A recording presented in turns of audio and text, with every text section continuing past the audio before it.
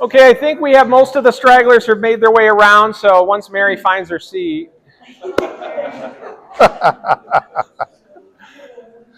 Thank you all for coming. This is our third in this series, this education and engagement series that we're doing for the police department.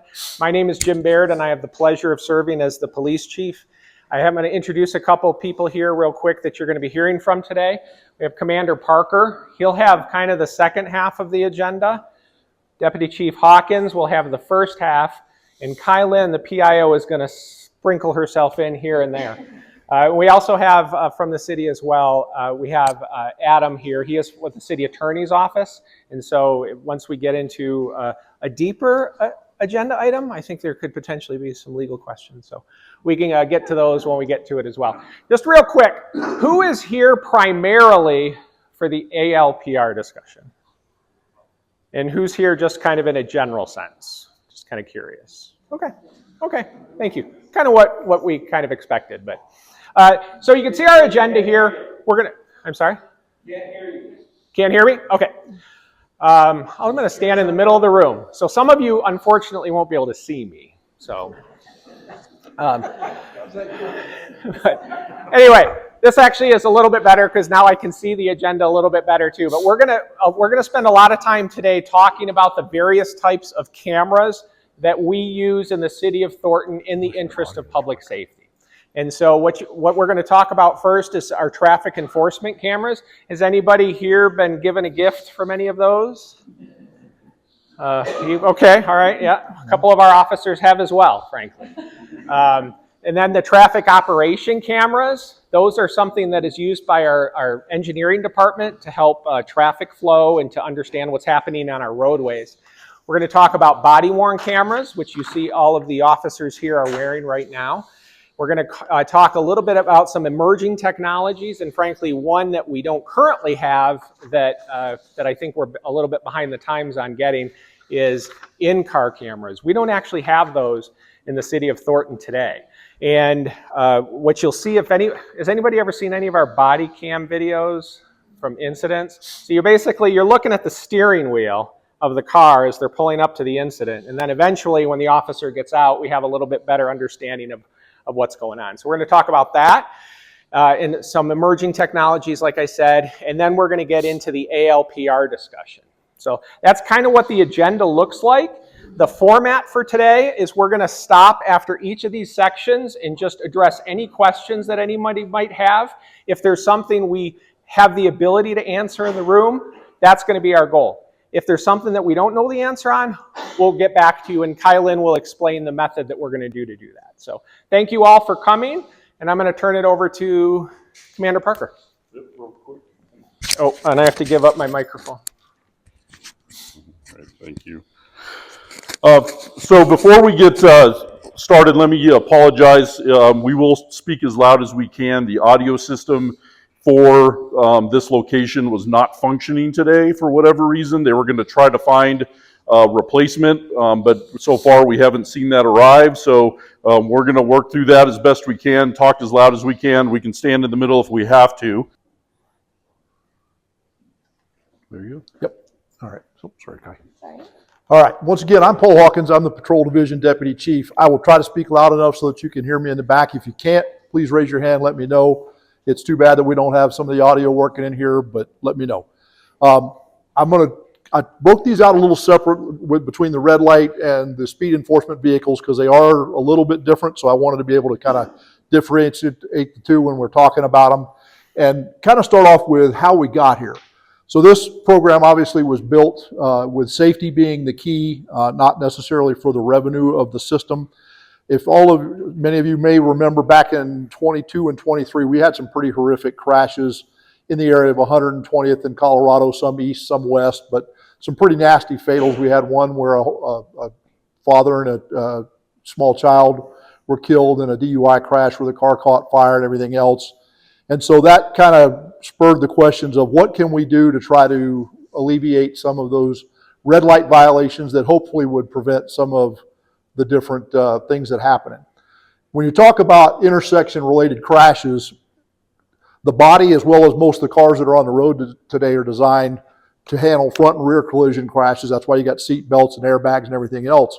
But when you get hit from the side, our bodies aren't designed to absorb that, and even the cars themselves are not built to absorb those kinds of energies as well as they would be for other things. So intersection-related crashes are especially injurious. Not all of them are fatals. A lot of them end up with what are considered serious bodily injury, broken bones or other severe injuries. But the idea is we want to do everything that we can to alleviate those. You may have even seen in some other cities where they have changed intersections, especially like over bridges, where they have you like cross kind of weird on the wrong side of the road. It looks kind of goofy. It's this big X sitting on top of there. The entire idea is to eliminate those 90-degree or close to 90-degree collisions by design. We're obviously not able to go around and redesign all these intersections, so we went back through and looked at ways that we could try to do that. And the red light cameras were one of those examples. The nice thing about the technology that we have for these is that it never blinks. It never leaves. It's not tied to the radio. It doesn't get called away for another issue. They're always there. They're 7 days a week, and they're looking for these violations. Who in here has seen the red light cameras at either 120th or 88th Avenue? Okay, they're not secretive, right? If you look at them and there's big trees full of cameras and everything else, we're not hiding them. There's signs out there. The intent is for everybody to realize that they're there and be aware and actually stop. That's what we're looking for. So the nice thing about that technology, it's not like a cop that I've got to be able to pull away and do things. Also, if you've ever seen us try to do traffic enforcement at a light, I have to sit somewhere where I can see the light that you would be running, right? I've got to see the same light that you can. See that it goes red, look to see if you were in the intersection, and then decide if I'm going to come get you. Well, by the time I've done all those things to decide that you violated the light, you're already through the light. Now I've got to break that light that's even that much more red to come try to catch you just to give you that violation. So it's very dangerous not only for the officers, but anybody that's there when we're trying to go fill out that violation. So this doesn't rely on that. It takes the picture of the vehicle at the time that the light turns red. It also captures, obviously, the driver's face, the license plate of the vehicle, and then there's a video associated with it too, so it shows the entire sequence of things. So you'll get the still of where the vehicle was at the time that it went red, but then there's a full video that runs through the whole exercise. So if you're behind the stop line, the light goes red and you continue, you'll see that entire sequence. Red, right on red, if you don't stop and you blow right through there, do the old California roll, so to speak, that's all on the video, and then that's shown to the violators when they get it. The entire intention of this thing is to try to lower the crashes. The more we can be conspicuous with these things, that's the reason why we don't hide them. The idea is to change this behavior. If we can get people to not have the violations, then in theory we should have fewer collisions inside the intersection. Doesn't mean we can eliminate all of them, but we're hoping to be able to at least get rid of the most serious versions of them. Ultimate goal on this thing is to change the driver's behavior and stop for the red lights. It would work great if we could do it at every intersection, but it's very cost prohibitive and it's a lot. But if we can start changing that mentality, if you think, okay, it's at that light, I probably should be stopping for all the lights.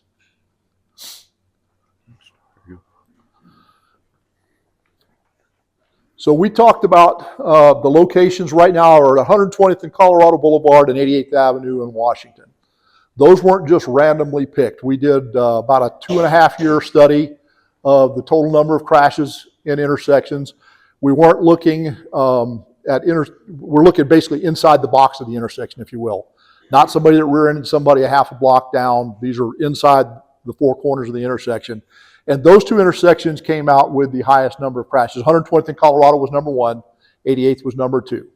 So there was a purpose and kind of some thought that went behind picking those two locations.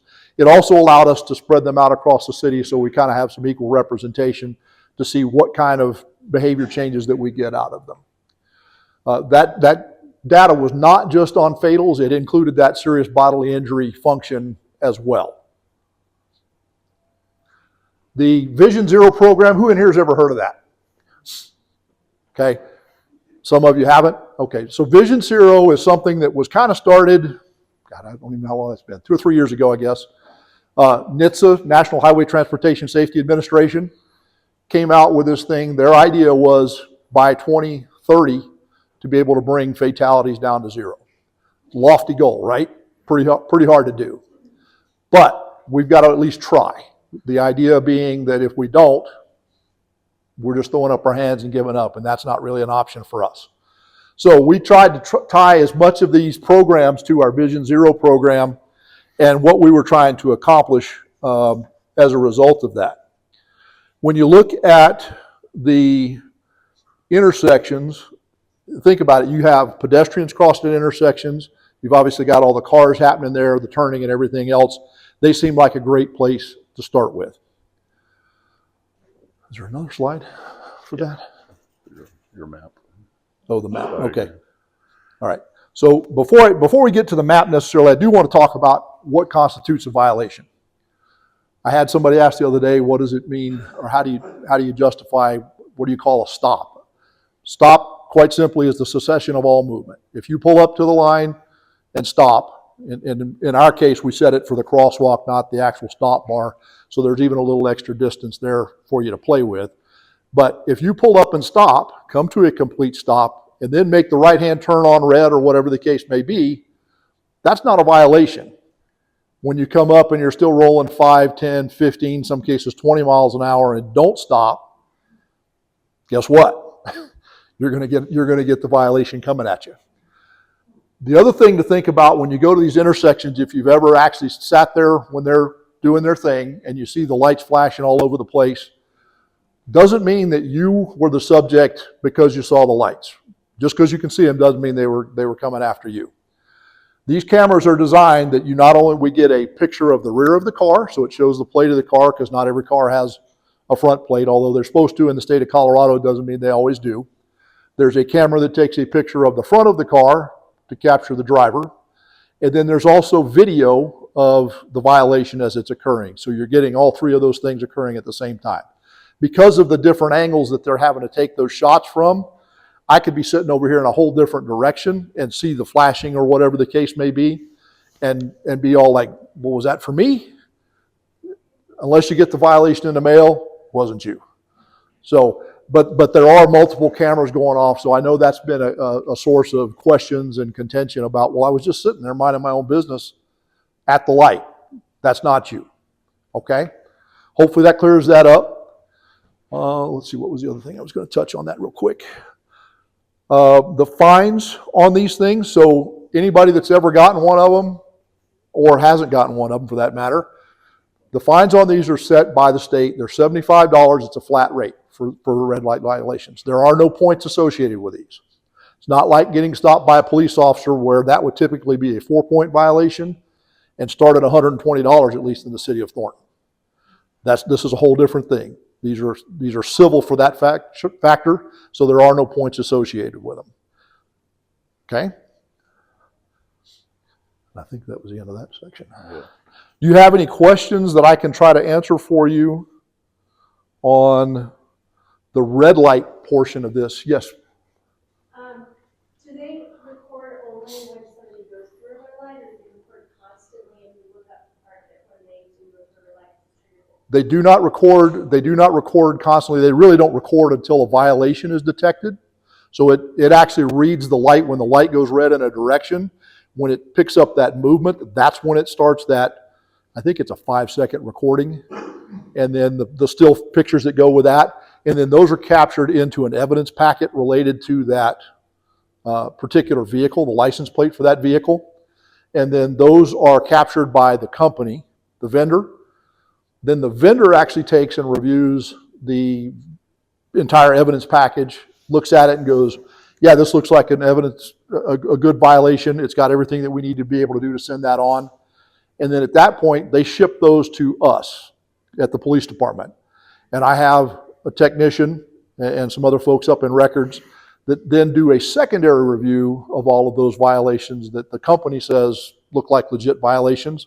And we verify that, yes, it fits the criteria, or no, it doesn't. If it fits the criteria, then it's sent back for being sent out in the mail. If it's not, then it gets stopped right there. Hopefully that answers that question. Yes, sir. Currently, it's Vera Mobility. Yes, sorry. Yeah, on the previous slide, you mentioned the really the intent is to try to change driver behavior. Correct. Do you have any data or supporting information that this actually does change driver behavior? We have only had these intersections up not even a full 6 months in both locations because they kind of staggered in. We had some technical issues up here at 120th in Colorado because of the way that intersection is laid out, and as old as it is, we had some cabling issues we had to work around when they were digging. So they were a little delayed behind the other. So that one, I think, only have about 4.5 months of full data in there. The other one down at 88th Avenue, I'm pushing close to 6 months. They went into test mode in January, and I want to say the end of January, 1st of February, they actually went live. So we're not quite 6 months of data there. We're seeing kind of a standard right now. I haven't necessarily seen any changes in our crashes volume-wise. What we can say is that the number of serious crashes, and of course we haven't had any fatals at either location this year, so that's good news. Well, once we get through the full year and we can actually do some year-over-year comparisons, the hard part too is when these things are measured, if I have one crash in January and then I don't have anything until November and then I got 12 crashes in December, it's hard for me to kind of do a one-to-one comparison because it's not consistent. It's not spaced out equally over the year, that kind of a thing. So we really need kind of the full year to be able to go back and do a true comparison because I could be really, really high to start with or really, really low to start with in the first couple of months. And then time catches up over and then all of a sudden it doesn't say what it says. The one good thing though is that at least the severity of the crashes is coming down for that. Yes?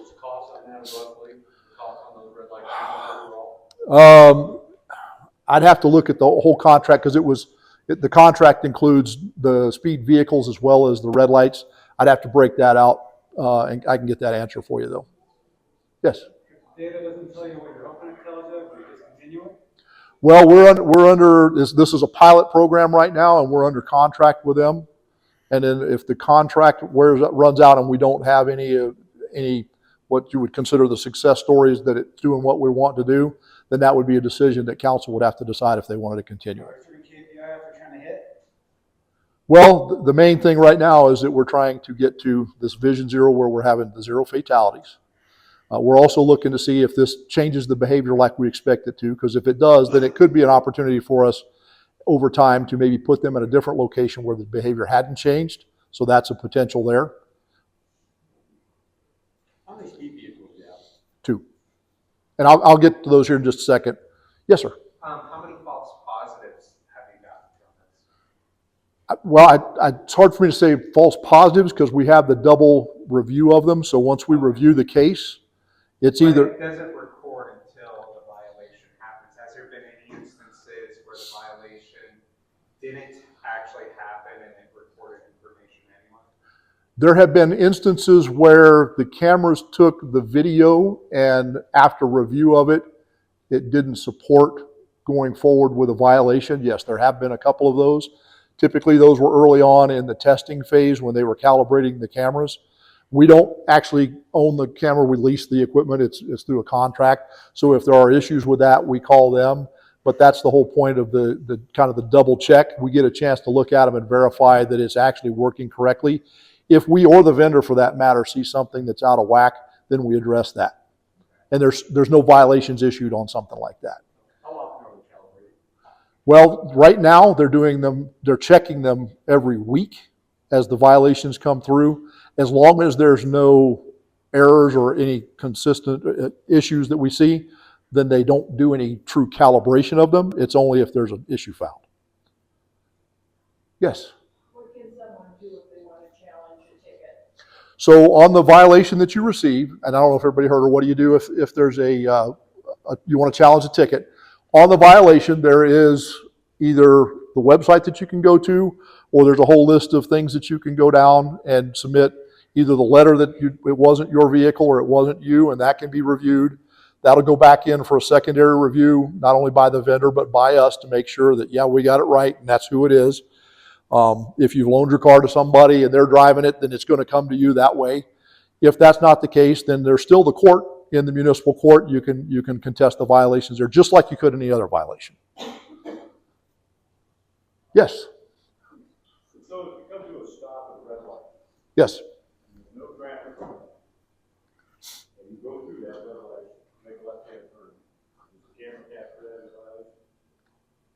If I'm understanding you right, so you pull up and you're going to make a left-hand turn on an arrow. And you, No arrow. okay, but it's a red light. If the light is red and you stop and then you proceed through that light, it will pick up the motion that shouldn't be occurring because that light is red, and it will give you a citation. The only one that wouldn't apply for is right on red is legal in the state of Colorado, but you do have to come to that stop first. Yeah, but a left turn, absolutely. If the light is red, even if you stop there and then you proceeded through while that light is still red because it's tied to the signal that the offender or violator would be looking at, then yes, that would constitute a violation. Yes?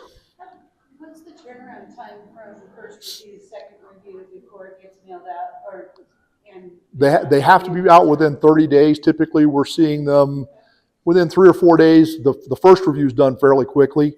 We get through them, and usually we have them back to the vendor within 4 or 5 days, and then they're out certainly within the next 30 days. Anybody else on those?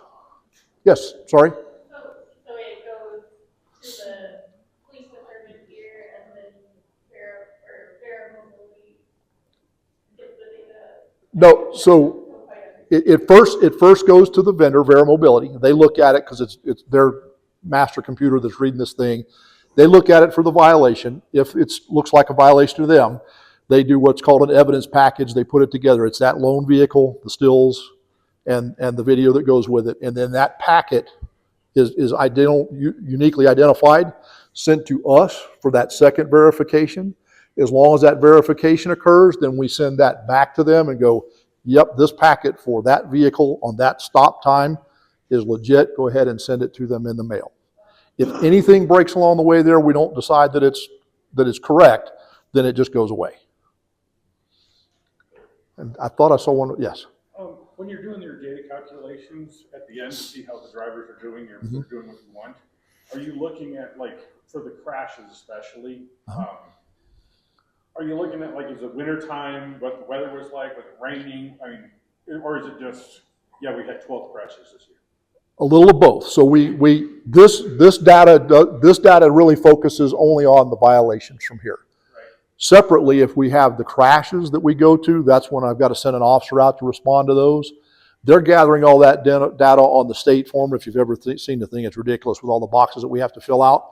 But it takes into account roadway conditions, weather conditions, speeds that we estimate that folks were doing, directions of travel, if there's any impairment expected, all that. So that's all captured, and then we kind of bring those two together and we look at the actual crash data and then compare that to what we're seeing out of this information, and that's kind of how we judge, are we winning or not, if that makes sense. Yes, sir. The license plate number gets photographed by variability and the ticket gets issued and it's all taken care of. The guy pay my fine. Where does that license plate number go? They have it. Do they get rid of it or do they delete it? What's the? It actually would go to our courts depending on how it was going to go once it gets paid. But then that's closed out and it's done. So variability doesn't have access. They don't keep them. No. Yeah, these things are very short-lived and they're really tied to that particular incident. If you went and decided to run the same light 3 different times, that ends up, it's happened. Trust me. I believe me, this last week somebody went, I've been cited there 3 times already. Well, the first one should have given you the clue. But they're all individual things that are dealt with that way. Yes, sir. Is there any way to verify if that's the case? Like, do they actually get rid of that? Could someone, look up and see if they actually, is there any way to verify that? Well, we have it not only in their contract, and we have access to be able to view. So those files are only good for us for the 30 days to be able to view, unless you decide to contest them. Then they get kicked into another bucket because that could take a little while longer to go to the court. So in that particular case, if you decided you wanted to go to court, they end up in another folder that stay a little longer, only through the time that you would go to court, though. If that makes sense. Yes, ma'am. What? Go ahead. I was closing out on the ticket. Do people normally pay these since there's no points, or is there more? We find a lot of folks just pay them. My kids and my wife have all gotten them, and I'm just like $40 done. what do you do? And then of course I yell at them. But it has no points. It has no effect on your insurance, any of that stuff. It's just a $40 fine. It's more what happens at home, and I'm not going to get into that here. So, yes, ma'am. Uh-oh. Well, we'll come back.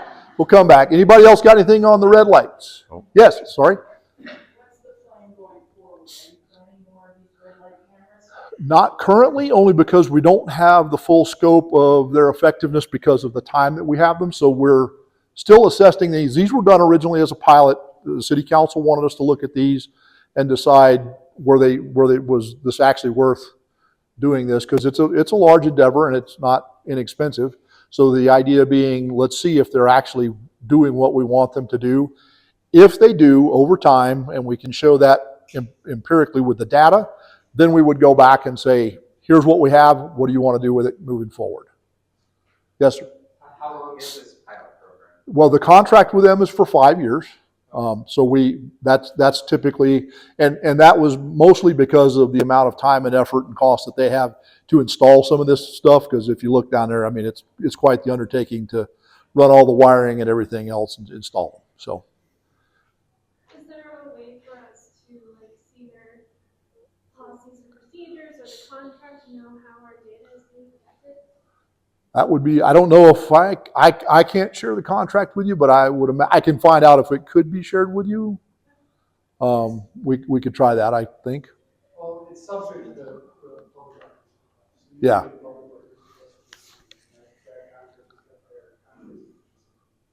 Yes, ma'am? Was it the city council or what body determined the fine amount? The fine is set by the state. These are heavily regulated, and I'll get into that here in this next slide when we talk about the speed vehicles, because that's where really the meat of the regulation is. These are all heavily regulated, but the fines are set by the state. The no points thing is set by the state. We don't have any say. I can't change that later and decide I want to double it or cut it in half. It's not up to us. And another question is, how does Thornton compare to neighboring suburbs in terms of we have two? Where else are other neighboring? So I can tell you, when we did this research a number of years ago, and I haven't kept on it to say currently who else might have them. For the red lights, Boulder's got a number of them. Fort Collins has got a number of them. Loveland, Greenwood Village, Aurora, the Springs, Pueblo. I don't know if Denver's got any. I know they got a bunch of the speed vehicles down in Denver, but I don't know about their red light cameras. I can attest that they do. Yeah. Actually, that's not true, because one of our guys got tagged out at Spear and Colfax, so they do have one, at least one down there. Yep. So there are other cities that have them. Yes, ma'am. So, and if they're further ahead, what does neighborhood have analysis that, could be violated that's going to help before they're behind? Possibly, but the hard part is, well, we do communicate with them. The hard part, though, is that as you go to different places and by design and just the layout of things, it may or may not change. Like Greenwood Villages, theirs are really, really high, but they put theirs right at I-25 down there, and I don't know what that road is. Bellevue, I think it is. So they got a lot of transient traffic that doesn't know the light's there, and they run the crap out of that one. Other places where you have people that see it consistently, they're more behaved because they expect it to be there. So it's not a one-to-one. Yes, sir. So if and when you look to expand this, is that something that the city council signs off on? Yes. Yes. Yeah. All right. Anything more on those? All right. So, thank you for changing that. So we're on to the traffic enforcement cameras. Still the same company. Still the same process when it comes to the violation comes through, they review it, we review it, and then it goes back out. The trick for these is when we put these cameras out, the intent is for us to slow people down. These are deployed, and this is by statute where we deploy them, around parks, schools, construction zones, neighborhood streets. We don't have any on I-25, that kind of a thing. The intent here is to get the speeds down, especially in areas where we have sensitive populations. And when I say sensitive populations, I mean people on foot. because cars going fast and people on feet don't work out well in the end, most often. So the idea being that if we can slow folks down around those areas where it's most likely, or at least highly likely, that they could be that unhappy interaction, that is the intent of these things. Ours are mobile, so we have the ability to take them around and set them up through areas in the city. And we do that more often than not based on complaints that come from the public. They go, hey, the people driving past my school or my park or in my neighborhood street, whatever, like maniacs, we will send our folks out there. We have to pre-program them to go out. Then we'll set the car up in that area and do some readings and see what it says. And then come back. And then if it turns out that that's actually the case, more often than not, then I'll send officers out there to make a bigger impact on folks. What's the speed limit like threshold? Like I'm going 4 over, I'm doing 30. You're getting ahead of me. I'm just curious. No. It's not a secret question. No, it is not a secret question. It's absolutely not a secret question, and it's absolutely written in the statute, actually. Anything 10 miles an hour over the speed limit or less, okay, the first time can only be a warning. So if you're doing 9.5 miles an hour over the speed limit and this thing catches you, it can only be a it can only be a warning the first time.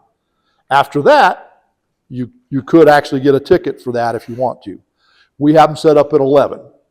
And I'll be honest with you, the reason why I picked that number is because reviewing all those bazillions of warnings is an absolute nightmare for us, because we still have to review them even if they're a warning.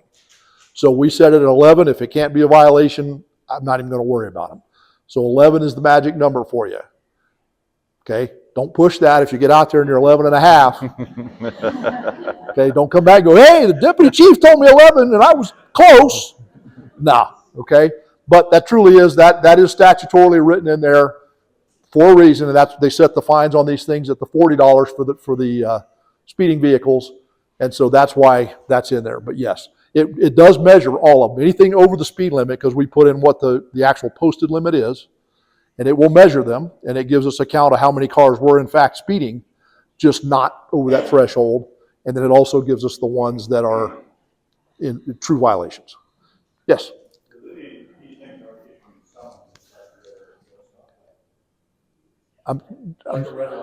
It's the same process. Yeah, they take the capture, and I'll get to that here in just a second with the slide, but they do basically the same thing. Instead of with the photo, though, it's using radar to actually capture your speed, and then it captured that evidence packet that it captures, sends it to the vendor for review, comes to us for review, and then as long as it passes both of those initial tests, then it goes back out for mailing.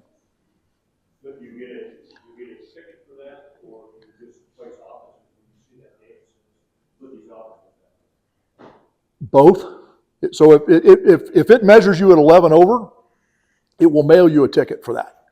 And that's the $40 fine. If we see an incredible number of them in a place, it's just like it's NASCAR on that particular street. Everybody thinks bad and removed to Thornton.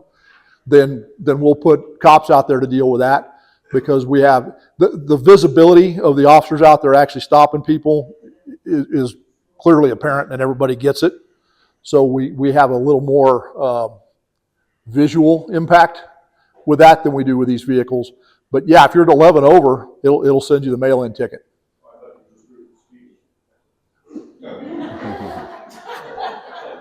You're a troublemaker. So at the end of the day, we're looking for reducing the speeds, which then ultimately ends up reducing the injuries. And that's if we could get that to happen, then I think we're in a great place. You may hear the term AVIS. It's Automated Vehicle Identification System. That's synonymous with the photo enforcement of the speed vehicles. So it's different than the ALPR. So try not to confuse the two. If you hear AVIS, that's not the ALPR cameras when you see those. Obviously, we're trying to, what is that thing doing that? We're trying to slow down the traffic, and I'm getting out of line here a little bit, but there is the multi-step review process. And again, the state of Colorado is super, super tight on this. Nobody gets to make up their own rules where these things can be deployed. There is, if you had a roadway that was really, really bad, and I'm trying to think of one, let's say 144th between Colorado and Washington. I'm just throwing that out there. I can't really think of any places right now where a park, they don't fit the neighborhood specifically because it's a fairly big road, that kind of a thing. There are ways, if we go out and determine that that is one of those locations that's just crazy all the time. The 3100 block of East 88th is another one that's been a fishing hole my 31 years here. People just can't seem to do the speed limit there. If we decided to go down that road, there are stationary devices that are not the mobile units that we can put out there. They look like a giant, the old mailbox looking things that sit out there, and they just run. But there's a lot of documentation that we have to do. The city council would have to actually designate those as specific enforcement areas to be able to do that. Otherwise, it's going to be the mobile system. You'll also never see us where we just put a sign on the border of the city that says, hey, coming into Thornton, beware. That's not a thing. The state actually requires us to have a sign up. So if I move the vehicle someplace within 300 feet of that vehicle, there has to be a sign saying photo enforcement ahead. If you go look at any of these intersections, there's signs, same thing there. Even though they don't move, the signs are still there to notify you that they're there. Again, the idea is not to be secretive about this. The idea is to get the behavior changed. I think, yes. Sorry, yes. As part of this decision to put that camera, those cameras at 120th in Colorado, Yes, ma'am. have you considered the timing of those lights in that vicinity? Because there's a problem there with King Super's team right there. Okay. That's a problem. I'm in that intersection a lot. Okay. And also, somebody did pass me on the right. I was in the second lane over and stopped at a yellow light.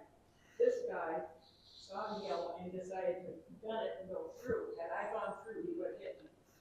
But the timing, I think they're trying to get down to Colorado Boulevard to the next light.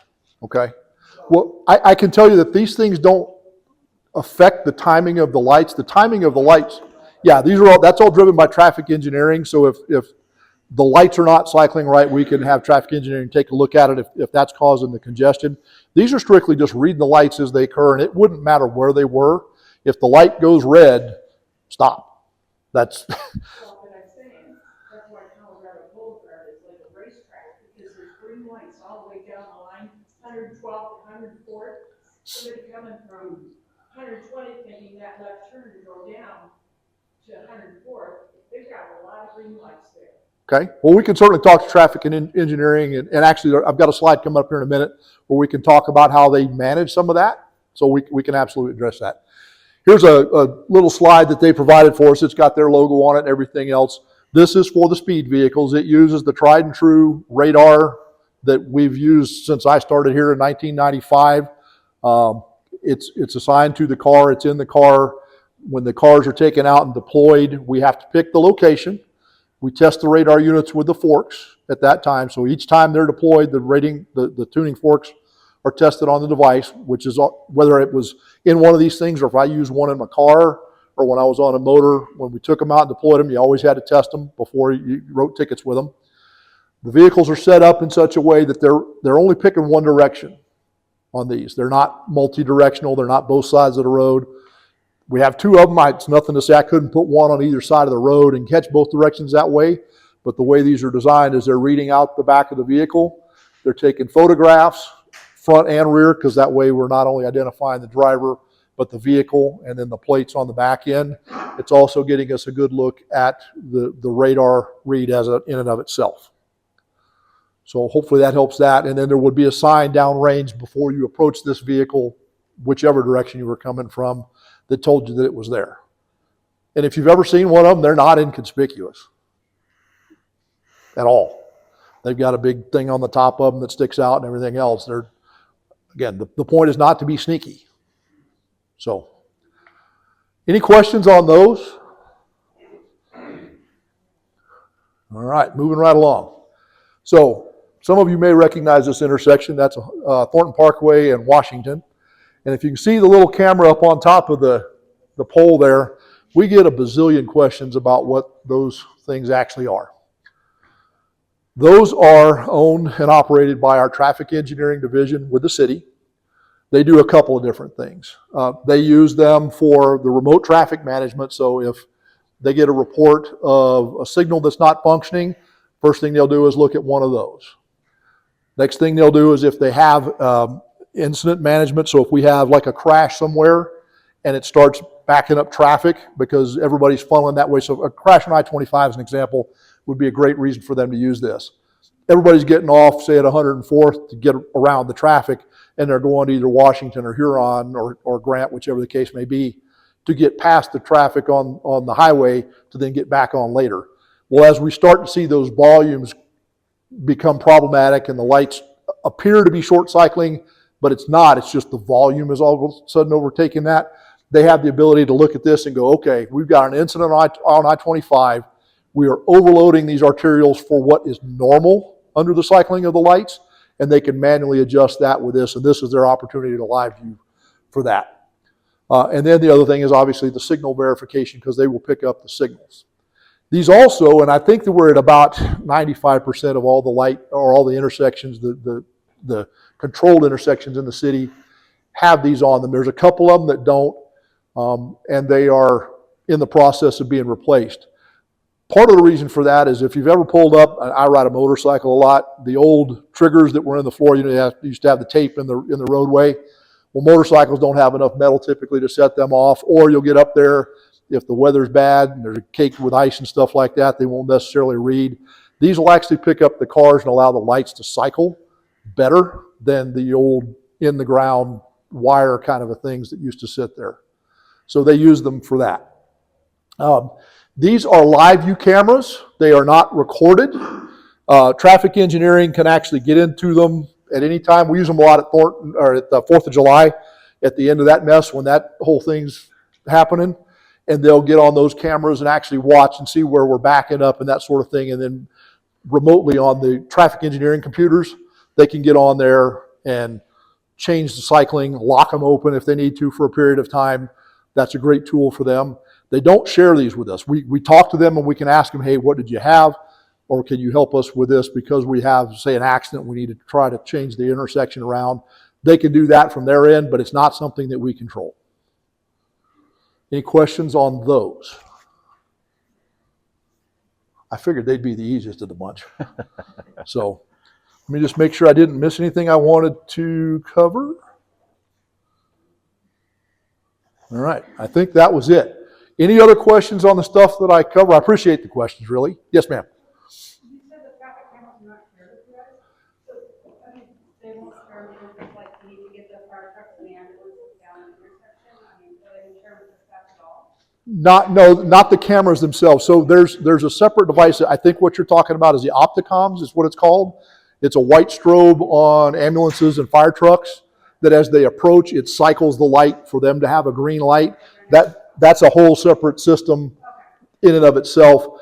And these are controlled, those cameras themselves, they have a general server at the traffic engineering division that has this, it's a ridiculous big board that has all these different cameras. And it won't have all of them on them, but they can put a bunch of them up on there that they can watch and then do their thing from there. And then they have kind of like a cheat sheet that says camera number 97 is this one. So if they need to get to that one, they just pull 97 up on the screen and can see whatever it is. But that's their own system that they use. It's not that they don't share with us, we just don't have the computer stuff, and it's really not helpful for us for what we would use it for anything. No.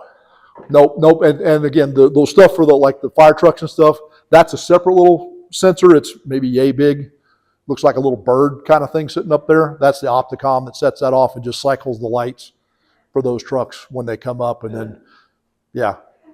Okay, anybody else? All right, well, thank you.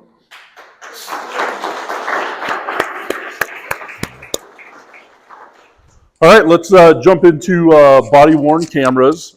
So in 2020 and 2021, with some revisions, the state of Colorado passed into law the requirement for law enforcement agencies to provide body-worn cameras to municipal police, county sheriffs, and the Colorado State Patrol. within that law, it also sets up some expectations as to when body-worn cameras are not required to be activated and when they are most certainly required to be activated or deactivated. And I'll talk a little bit more specifically about those. Some of the exceptions to it apply when an officer is working exclusively in a jail setting. So this really applies to your county sheriff deputies. Those facilities have cameras all over within them, so there's not an expectation that a deputy working a jail situation has those cameras on all of the time. And I'll talk about when that changes here in a little bit. Our administrative and civilian staff are not required to have body cameras, or our records folks, our dispatchers, they're not expected to have body-worn cameras to utilize within their daily duties. It's also not necessarily required for executive details, so the Colorado State Patrol and the security they provide, not necessarily required. I know our folks who are working council security do have body cameras that they utilize and have as needed, but there is that exception within the law. There's also an exception for officers working inside of courtrooms. There's not a requirement that those are constantly recording. If I'm an officer and I go to court and testify, I'm certainly not going to have my body camera on. There is a requirement for that when that changes, and I'll talk about that here in a little bit as well. But generally speaking, not required to be working if you're working inside of a courtroom. Our officers or any officers working in an undercover capacity are not required to have body-worn cameras. For us, this is like our detectives assigned to the North Metro Drug Task Force. They're typically not going to be wearing a body camera if they're in an undercover situation. It would give them away. They're no longer undercover. They do tend to, however, wear them when they know they are making an arrest or during searches. That will be a requirement I'll talk about. But if they're in that undercover capacity, no body-worn camera is expected. Also, during casual, informal contacts with members of the public, I'm not required to have mine on right now as I'm talking to you in this type of setting. We're out interacting with the public in a lot of different situations, and just those general interactions don't require the body-worn camera to be activated. The other big one is off-duty. These are pieces of technology that are issued specifically to officers for use while at work.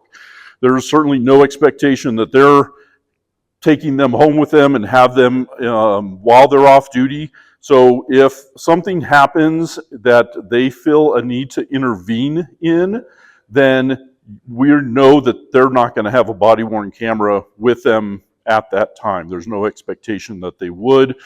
We teach our officers in those situations better to be a good witness if you can avoid getting involved. There are occasions, however, where an off-duty officer may have to do something, but in those situations, there's not going to be an expectation that they have a body-worn camera with them. Mandatory activation, so when we're responding to calls for service, our expectation is that prior to arriving on scene and making contact with somebody in the public, the body-worn camera needs to be activated. The same thing applies for traffic accidents, traffic enforcement. The expectation before they make contact with the driver of a car, that body camera needs to be activated and recording. Our cameras, when they're on, they're always buffering. So when they tap the camera to turn it on, it's actually going to start with the prior 30 seconds before they hit the record button. So it has that included. The only issue is it's not going to include the audio. The audio won't be initiated until the camera is actually told, start recording now. If that makes sense. Anytime we're interacting with the public and investigating any possible violation of the law, so that includes victims of a crime, Our detective division, when they're interacting with people regarding criminal investigations over the phone, they're recording those typically with their body camera so that they're capturing that information as required by the law. We also are required to have them on while performing searches of persons or property. So if we are in the process of executing a search warrant at a residence, those detectives involved in that, their body cameras will be on that entire time that they're in that location conducting that search. And anytime when a situation of use of force is anticipated. So this goes back to the jail setting. So if a deputy working in a jail feels like something is about to go wrong and it's about to get physical, they may have to use force. The expectation is that they turn that body camera on and start recording. The same thing would apply in a courtroom situation. If, as an officer, I respond to a courtroom, the municipal courts call, there's something going on, they've got somebody who's upset, there's a disturbance within the courtroom, we're responding there in a law enforcement capacity. The expectation is that body-worn camera is activated and turned on to record that interaction.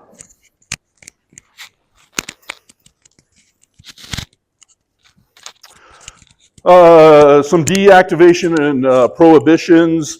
We're not required to record administrative duties. So if we're involved in something that's considered administrative, we're not involved in a conversation with somebody, a member of the public for investigative purposes, the body camera is not required to be recording. We also do what we can to avoid recording sensitive personal information unrelated to a case. A situation like this, an example, in the hospital. You know, we respond to the hospital a lot, interact with victims in hospitals, even suspects of crimes in hospitals. We have to be careful about what that camera is recording. And when we're not directly involved in that conversation with the victim or whomever regarding the case, and we go to walk out of that room, there's a lot of other things going on in that hospital that we need to be cautious about and need to make sure that we're deactivating that camera so that we're not picking up that personal information that may be going on in that type of situation. Also not required if we're on a long break in an incident, so we step away for a period of time for whatever reason and are no longer actively involved in the investigation, we can stop that recording so it's not just randomly recording as we're standing around doing nothing. And also if we're having conversations that are tactical in nature or administrative in nature, meaning is as an officer, I'm on scene, I step aside to have an administrative conversation with my supervisor, or we're having a conversation about specific tactics related to the incident, then we can deactivate the camera at that time so that that information is not being picked up and recorded. We actually have the ability in those situations just to push a button, hold that button, it mutes, and therefore it's not picking up audio, but the video will continue. And we do that so that when they step away from that situation, it's as easy as letting go of that button and the recording starts again. Aside from deactivating it, having that conversation, walking away and forgetting to turn it back on. So we thought that would be the simplest way to avoid failing to reactivate the body-worn camera. And then some safeguards that we have in place currently in regards to this system. Our department policy is in line with state law. So everything I just talked about that's outlined in state law is covered throughout our policy. Violations, we could be looking at legal consequences or disciplinary action. Anytime an officer fails to start the recording when they should, that can be disciplinary action. Or if there was a situation where we found out that an employee intentionally tampered with the equipment, that could also result in disciplinary action or potentially legal consequences, depending on the circumstances. These systems are audited on a monthly basis. There's a couple audits that take place. Our tech unit conducts audits on the system, and then every supervisor receives an email once a month that requires them to review, at minimum, 4 videos from the personnel that they're responsible for. The system itself randomly chooses those videos, so the supervisor can't go in and look at the list and choose the shortest ones. I would rather watch the 2-minute versus the 20-minute. They're not allowed to do that. The system actually says, here's the videos that have randomly been chosen and you're expected to watch. And the system documents if that's occurring. So we know if a supervisor is failing to do that, if they're doing it. All of that is tracked within our body-worn camera system. And then I think another important thing to know is that our cameras are automatically activated anytime a taser is activated. So if there's a situation with officers that are on scene of something and for some reason officer has forgotten or failed to turn their body camera on and somebody activates a taser, the camera's automatically going to start recording. The same thing applies. We also have some sensors in holsters. If a firearm is drawn, mine doesn't have this, but if a firearm is drawn, anyone within a close distance will have their body camera activated. And then the same thing also happens within our patrol cars, where our emergency light system has the ability to where if an officer initiates the lights, that automatically initiates the body-worn camera and anyone within a close vicinity. To include, as I experienced today, as I was driving to headquarters, I had my body camera on, not recording, drove past an officer on a traffic stop, and boom, it turned on and started recording. Kind of caught me by surprise at first, but then I was able to quickly turn it off, tell the camera it's a false activation because I'm not involved in that contact, and continue on my way. So, which is good. So if officers are arriving on scene to a situation, emergency lights are on, they don't necessarily have to remember to turn on the camera. The fact that those lights are on can trigger that as well. So some safety things put into place to make sure that the cameras are recording when they should be. Questions about body-worn cameras, sir? Yes, is there any visual indicator on the camera when it's on and recording? Yes. Yeah, so there when it's actually on, I don't have mine currently on, there will be a green light when it's not recording, and there will be a red light that the light changes to red when it's recording. You'll also hear them beep and or buzz and vibrate as a reminder to the officer that they're on. Another story I can share with you, so one of the things we're required to do is to do a function test. When we get our body cameras, turn them on, do a quick function test, make sure that they're working. Last Friday, I was sitting in my office, grabbed my body camera, did my function test. I set the body camera down on my desk, but it was still on. I went through my day working. Somebody must have tested their taser because at some point it turned on. I didn't realize it turned on, and it recorded for about 4 minutes before I recognized the vibrating and the beeping going on. So that is how you would know if it's actually recording and an officer is engaged in a conversation with you. Yeah. So schools starting up, the SROs that are in Yep. these schools, especially like the high school year, do they have body cameras? Yes, they do. So all of our sworn personnel have body cameras issued to them specifically. Our detectives, anyone in a sworn position has a body camera, myself, the chief, everybody. So if they have something where they're taking police action, then they're required to turn them on just as anybody else would. Okay. Yes, ma'am. How long is the data retained in you share? So I know that it is retained in accordance with state law and what that requirement is. I don't know specifically what that time frame is. Yeah. But if the incident is classified as a cities until, you know, court case, or something. It's a much longer process. So my function tests, those will be saved and in the system for a period of time until they hit that magic number. I apologize, I don't know what that is off the top of my head, and then they will be removed from the system. But if I am involved in an actual criminal investigation, that video footage will remain throughout the life of that case, and probably beyond the decision-making regarding that case, yes. Yeah, at a council meeting, Councilmember Pinto said that these cameras have facial recognition. Is that accurate, and is Thornton using them? I'm not aware of these cameras having facial recognition. I know that the Thornton Police Department definitely is not utilizing them for facial recognition purposes.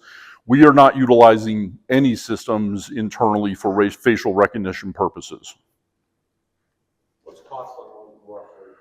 Whew, that's a great question. And I would have to look. I don't know off the top of my head, but it's something we can get. We contract for multiple things, so not just the body-worn cameras. We also have interview rooms that are through the same system. This is an Axon system. Our interview rooms are tied to that. Our tasers. So we have basically a contract for multiple things. I know right now that contract for everything is about $560,000 a year, and that contract's coming up on its end here shortly. So, yes, ma'am. How much would it cost the citizens if they needed to get out of? You can make a request to the police department on the website, and then go to a records department in the first hour, as long as it takes under an hour, it's free. Under an hour is free? Free. And that's by state statute. State law requirement says first hour is free, after that we can charge, depending on how much data that is. Is there a set amount after that you charge? There is yes, that's also by statute. I want to say it's $42 an hour or something like that. It's the amount of time it takes to assemble. Okay. Yes, sir. So who is reviewing the data to determine if it's like a part of the case file, not part of the case file? Is that the company or That's done internally. So each individual officer, at the end of the day, what they'll do is they take their body cameras and they dock them. And then that system will pull the videos off. It knows who that camera is specifically assigned to. And so every officer is required to go into the system and mark each of those videos as if they're specific to an investigation, what case number they're assigned to. If it's a function test, we list out that it was for function test purposes. So it falls to every individual officer. And then that is something that is also audited and tracked, and we can keep an eye on to make sure that they're doing what there is expected. And there comes a point in time where if they're not doing them timely, then supervisors get notified so we can correct that and get it handled. So it's each individual user where that lies with. Yes. I wanted to get some clarification on this. Was that an hour of tape recording, or was that an hour of personnel work to get that stuff? It's the amount of work that it takes to retrieve it. So if you ask for an hour, you're not necessarily getting an hour. Right. Yes, sir. Yeah, it mentions legal consequences and disciplinary actions for officers failing to report. Yes. What processes are in place to verify or check that officers are indeed not turning off their cameras at times? Do you go back and check on a stop they mentioned and say, hey, let me double check and take a video? What do you guys do to satisfy that? So a lot of that falls within that audit process that's happening on a monthly basis, where supervisors are actually watching videos to make sure that officers are initiating and turning those off appropriately. The other thing, a lot of times what happens is there will be an incident that occurs and somebody goes in to review the totality of that incident and identifies, well, I know this officer was on scene, but this officer, there was no body camera for this officer. So then that would initiate an investigation by a supervisor as to what happened. And we document those situations as they occur. So yeah, it's usually identified either by the supervisor or somebody who is looking at the totality of the case, like a detective or something like that. And one more question on mine. During a stop, Yes. let's say it's an extended stop, if I'm wrong with it, maybe multiple cops. Is it required a body camera be on the entire time, or is there a scenario where that body camera is turned off? So the policy is anytime you're interacting with somebody, it should be recording. So our expectation is that, and what I have seen is they're recording the entire time. And the reason for that is something can go from I'm in contact, I step away, something happens, and now the expectation is, do I get that thing turned back on or not?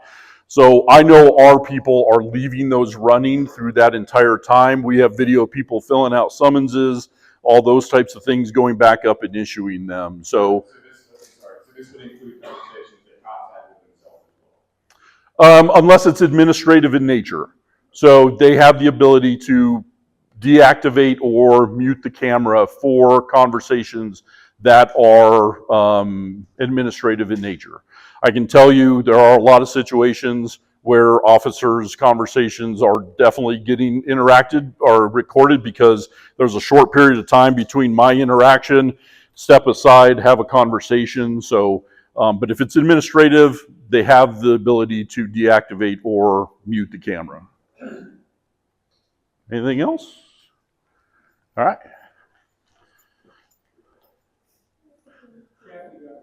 Oh, yes, ma'am. I just wanted to say that a lot of us came here to talk about plot cameras. Yes. We've gone over a lot of other stuff, and I don't have time to say because I have a really upset kid at home, and I'm upset because things didn't happen they were supposed to today. But I wanted to tell you that I came here for plot, and we can leave now.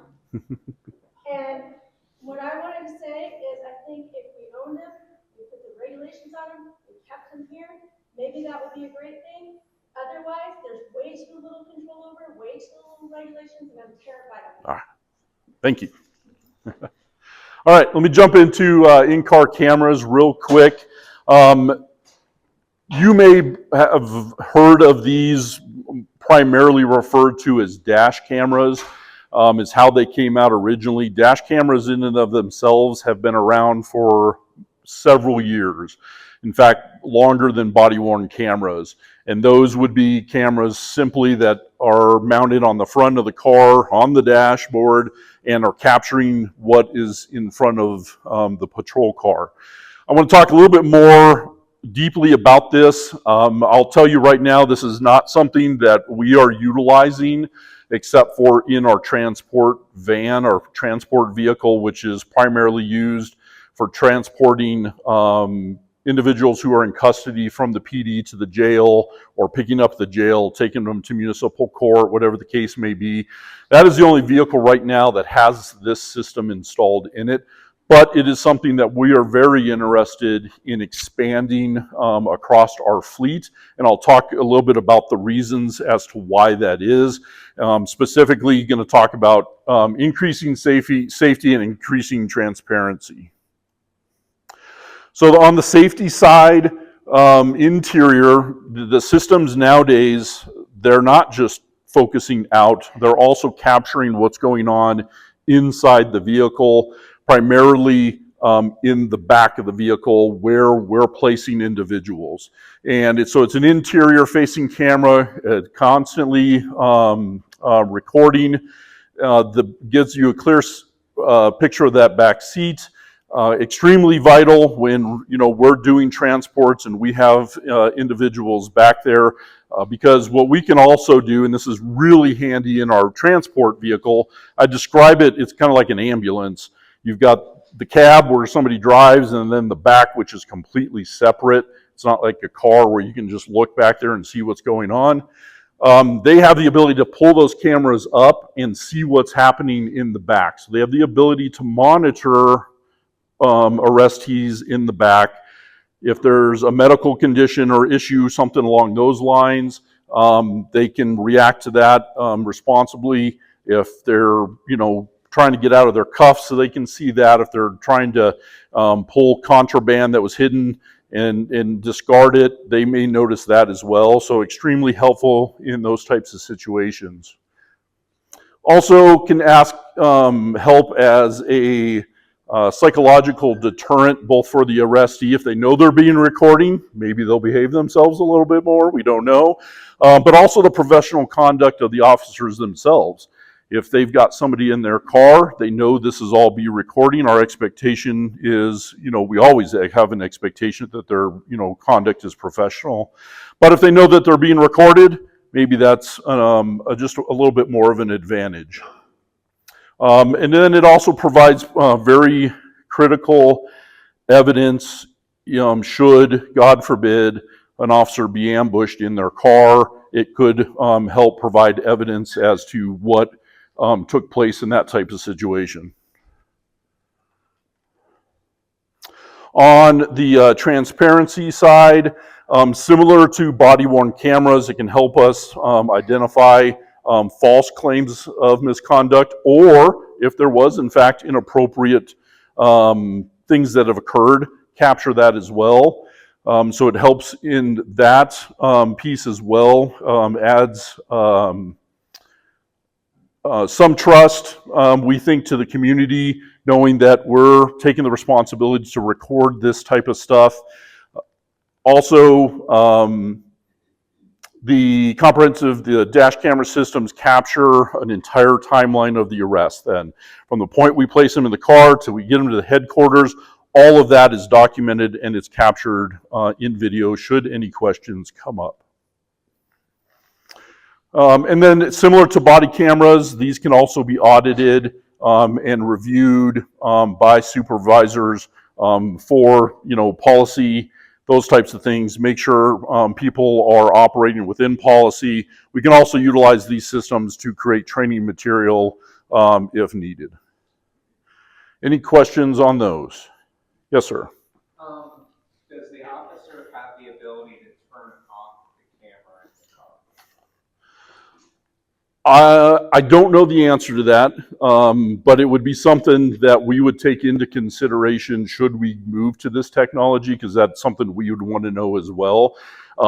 It's similar to body-worn cameras. We would want to take into consideration tampering, those types of things. So because I'm not 100% familiar with the technology, I don't know the answer to that question off the top of my head. Anything else? All right. A couple more things I want to go through, and I'll try to want to get through quickly. Just some emerging technologies. None of these are systems that we are currently using, but they're systems that we have interest in. If we go the direction of wanting to implement any of these technologies, there will be some additional community engagement specifically regarding these. So I'm not going to talk too in depth about these. Just real quick, drones as first responders. This is technology that we're starting to see throughout the metro area. A number of agencies have already implemented these systems, and basically what they are strategically placing drones in areas throughout the city. And we're talking about city-owned property, so like police headquarters, the training center, the rec center, things like that, where you would have a docking station somewhat similar to the image up on the top right that houses a drone. And then the police department would have the ability to launch that drone for actual calls for service and send that drone to the call. We're starting to see these, like I said, a number of agencies already starting to utilize these on a regular basis. And really what they come down to is a force multiplier. It's another tool to help us do our job more efficiently, more effectively. It can enhance situational awareness, so give us a better understanding of what's going at a scene, because it's giving us an aerial view of that which you can't obviously see everything in person on the ground. They can be utilized to assist us in helping to find victims, lost individuals, things like that, suspects even. They obviously give us a view that you just don't have while you're on the ground. Public safety personnel, keeping us available for emergencies. And one of the things that we're seeing that's being reported, specifically some agencies in California have been utilizing this technology for a significant amount of time. And one of the benefits they have shared is it's allowed them to actually handle some calls for service without actually sending an officer or fire personnel. A perfect example of this is we routinely get false Apple crash alerts that come in. So the Apple iPhone thinks there's been a crash, notifies dispatch that there's an accident, and right now we're sending personnel to these calls. A lot of agencies are utilizing those, and for us it would be a perfect example along I-25. You send the drone, you may find out there's no accident whatsoever. It allows us to put those personnel back into service much faster and allows the opportunity to them spend more time in the community, engaging with the community, working high crime areas, traffic enforcement, those types of things. So one of the biggest benefits we're hearing from agencies that are utilizing this is that ability to sometimes clear calls for service without actually sending police or fire personnel to it. I talked about that one. Any questions about DFR real quick? Yes, ma'am. So I'm curious, if they were to use the drone as a first responder, are they also sending personnel at the same time? But the drone can get there quicker? Yes, you're exactly right. Anything else? All right. Drone detection. So this would give us the ability to monitor our airspace, basically, and see what type of drone activity is taking place throughout our jurisdiction. I don't know if you're aware, there are at least 2 companies I know that are looking at having the ability to deliver packages within the city of Thornton. It would allow us the ability to see that. More importantly, it's about safety and security, and would allow us to watch and monitor our airspace over our public works locations, our water, those types of things, and watch for anyone who may be attempting to use a drone for nefarious reasons. We would be able to see that.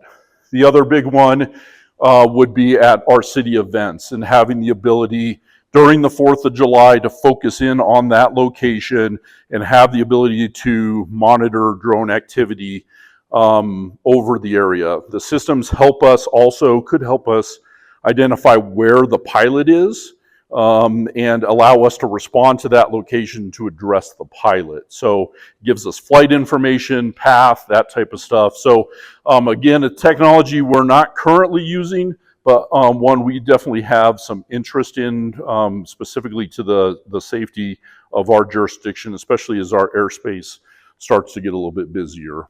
And it can provide real-time notifications to individuals as needed. Yes, sir. Sorry, this is actually going back to DFR. Yes, sir. And didn't you guys use a drone 2 years ago in responding to an active shooter situation? I found an article in the Gazette specifically stating that in the briefs. So we have drones. We're just not utilizing drones in the drone as first responder area. So we're not deploying drones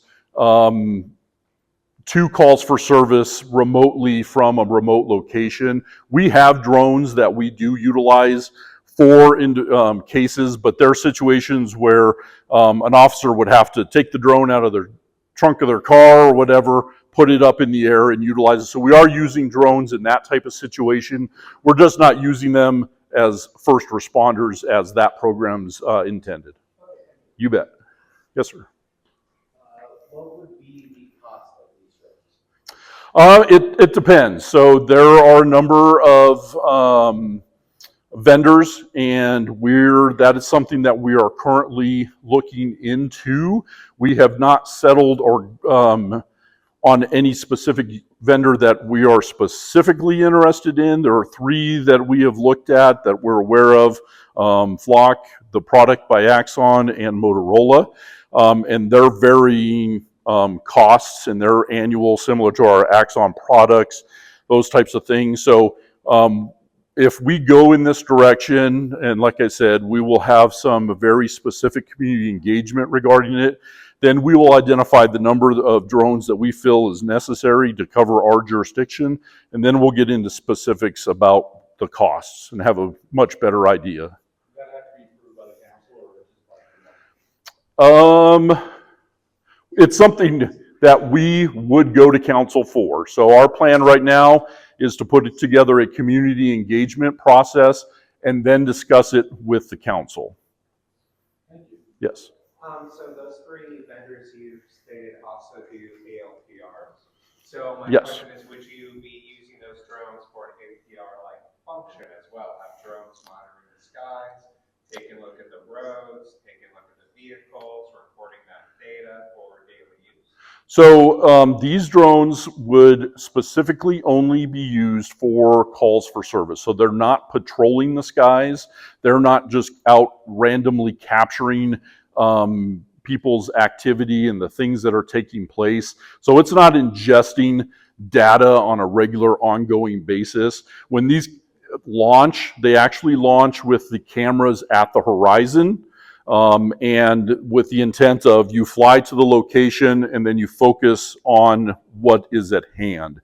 Now, they obviously have cameras, you can zoom in. So if I'm on a call for service involving a car, I could look at that car, I could see that license plate, I could then take that information and run it through an LPR system to search for it.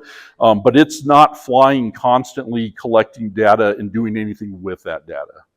And just a follow-up Yep. question, are they natively linked to the same network that the LPRs use? So, well, it's a confined ecosystem, if you will. So I know for fact that, you know, with the Axon product, they are using what they call Fusus, and everything lives within that system. So the drones could be controlled from there. Their LPR system feeds into that one ecosystem, if you will. It's my understanding Phlox is similar, as is the Motorola product. Anything else there? No? All right. And then just real quick, real-time crime centers. I actually like to refer to these as real-time operation centers because they have the ability to do way more than just focus on crime. A number of agencies already starting to go this direction. We have not, but it's something of interest. And what it would allow us to do is actually start investigations prior to personnel even arriving on scene. So these are individuals who are specifically doing work in real time to support activity that's happening out on the roadway.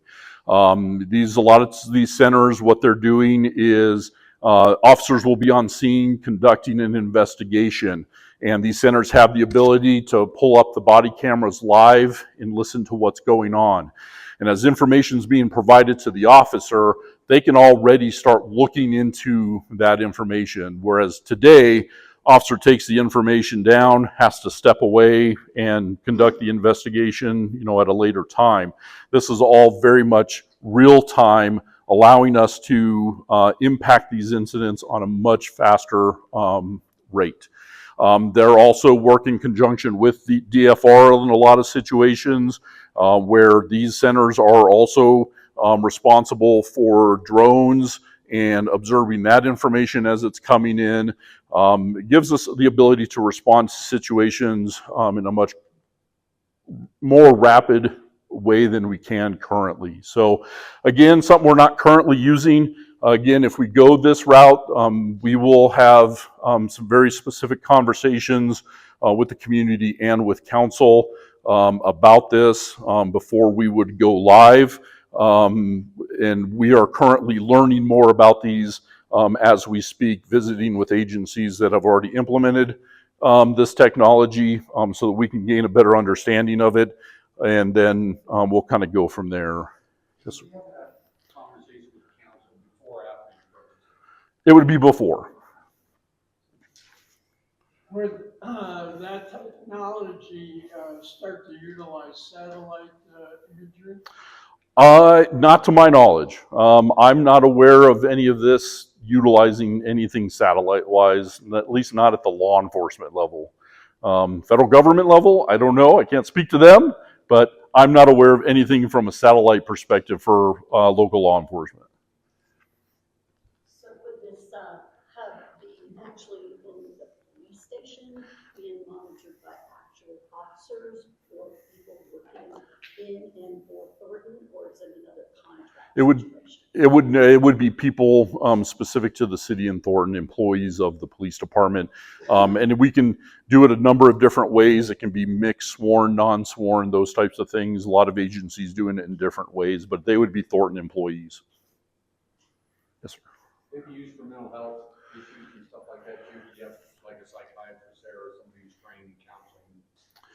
You give advice to the officers while they're going through the investigation. I would say anything is possible. I mean, I think this type of technology opens up the world to the types of different things that we can do and tap into new, different resources, all dependent on how we build it out. Yes, sir. Sorry. Would they be able to turn on you guys' body cams at any time, or would they only be able to see when you guys turn on the body cam? So that would depend on policy. So it is my understanding, I may be wrong about this because I'm not an expert on the body camera technology, but my understanding is as long as it's turned on, individuals who have permissions would be able to access the live video from those cameras. And They'd be able to turn them on without you guys turn them, I'm sorry, what was it? activate the body camera. Start the recording. Yeah. Not to my knowledge. I don't know for 100% sure, but I'm not aware of that being a possibility. Yes, sir. For the agencies currently using these centers, how do you see them sharing data from the center to other local, state, and federal? So to my knowledge, I can't speak to the agencies currently utilizing this. I know Commerce City just started up theirs here recently. I've toured it. I'm not aware of what their sharing abilities are. It's not something I've personally looked into specific to that agency. But obviously, if we were to do this, we would have to have an understanding of how that works or wouldn't work. Right now, we're not actively sharing for example, LPR technology with federal agencies. But that's something we would want to have an understanding of before we ever went live. Nothing else? All right. Let's get to LPRs.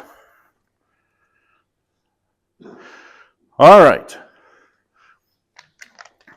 Excuse me.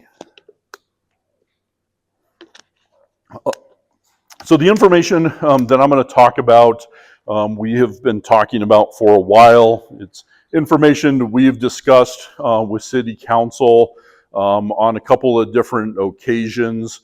So there shouldn't be any surprises to any of this.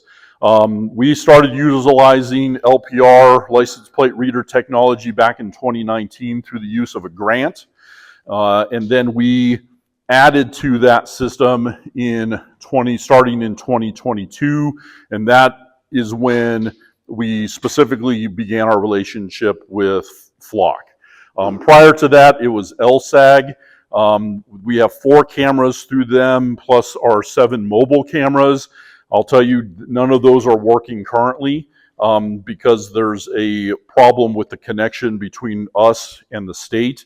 So those cameras right now are basically useless to us, just so you're aware. So we're stuck primarily with our 15 stationary Flock cameras. These maps show where those cameras are located. The ones in green are our stationary cameras. The 2 purple ones are 2 businesses that have LPRs. So both of our Home Depots have LPRs. That's a separate contract that they have with Flock, but they have granted us access to search against their cameras should something occur. And to my knowledge, those are the only ones in the city of Thornton. I can tell you those are the only ones who have given us access to those cameras. And a map similar to this is available online in one of our previous council conversations and presentations. When it comes to automatic license plate reader technology, basically what it's detecting is the license plate number, vehicle descriptors such as the make, body style, so truck, SUV, car, the color, specific identifiers like bumper sticker, roof rack, toolbox, those types of things. It's also trained to learn that information so we can search against it.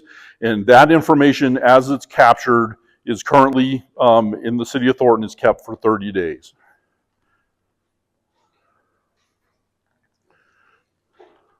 There are two primary ways in which we utilize the system, and I'll talk each about these a little bit more in depth. That's the alert function that notifies officers when a very specific license plate has passed one of our cameras, and that specific license plate has been entered into either the state national database or it's something we've put into the system. I'll talk a little bit more about that specifically here in a minute. Then the other way we use the system is searching, and that would be searching for license plates for vehicles of interest in a criminal investigation. If we have information that, you know, suspects in a case left the scene and all they can tell us is, you know, it was a red Honda four-door, we can go into the system and tell it, okay, show us some red Hondas. So that we can start looking at cameras in the vicinity to see if a car matching that description passed, and if so, potentially get a license plate, which will get us, you know, maybe an identification of who may have been in the vehicle. So those are the two primary ways in which we currently utilize the system, and I'll talk a little bit more in detail about those here in just a minute. So the alert function, there are hot lists and custom hot lists. A hot list is basically anytime a law enforcement agency enters a known license plate into the Colorado State computer system or the national computer system. And basically, so an example, a stolen car. Your car gets stolen. We take that license plate information, we put it into the computer, the state computer. That system communicates with Flock, and if your car drives past one of the cameras, it can alert us that, hey, this stolen car just drove by this camera. So if it's a plate that's been actually entered into the system by law enforcement, it works that way. We also have the ability with custom hot lists. If we have a case that we are investigating, it doesn't quite rise to the level of putting it into the state system, we can create an alert for that. Our investigators use this a lot in investigations where they have a case that they're working. They know that the suspect, you know, left the residence in a car owned by the suspect. They can create a custom hot list if the whereabouts of that person's unknown to maybe give us some idea if it enters into the city. It would also alert us and tell us, you know, what basically the reason for the alert is, and then we could go from there to figure out if it's still a vehicle of interest and try to locate it. And then the other one, as I mentioned, searches. We have the ability to search actual known license plate numbers.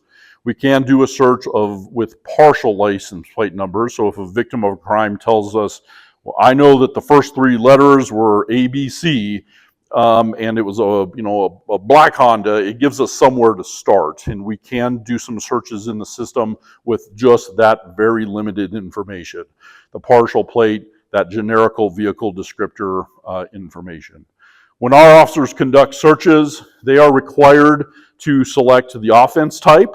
that they are investigating, they have to select one of these available 4 reasons.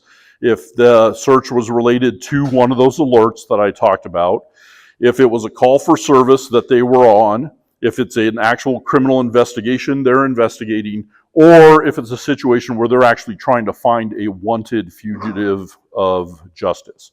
Those 3 require them to, by policy, to enter in what that case number was that they were investigating, what the call for service number was, or they can also use a warrant number related to the warrant that they were investigating, should also then be entered into that case number box. When we conduct searches, this is all that we get back. We get an image of the vehicle, a close-up of the license plate on that vehicle, and a location for the camera where that image was captured. That is the information that is given to us. There is no ties to registration information, nothing like that. We don't have the ability within the Flock system to know who that car belongs to, who owns it. It simply gives us that information, as well as the date and time in which that image was captured, the name of the device, location of the device, as I mentioned already. So for us, all of our cameras are named by location. So if the camera is located at 136 and I-25, that's the name of the camera as well. So that's how we identify those. But that is the information returned to us when we conduct a search. And then some of the safeguards that are in place. Some of these on the next slide are newer and are as a result of our conversations with council. Our department policy limits the use of this system to legitimate law enforcement purposes. That is the only time anyone should be utilizing this system within the city of Thornton.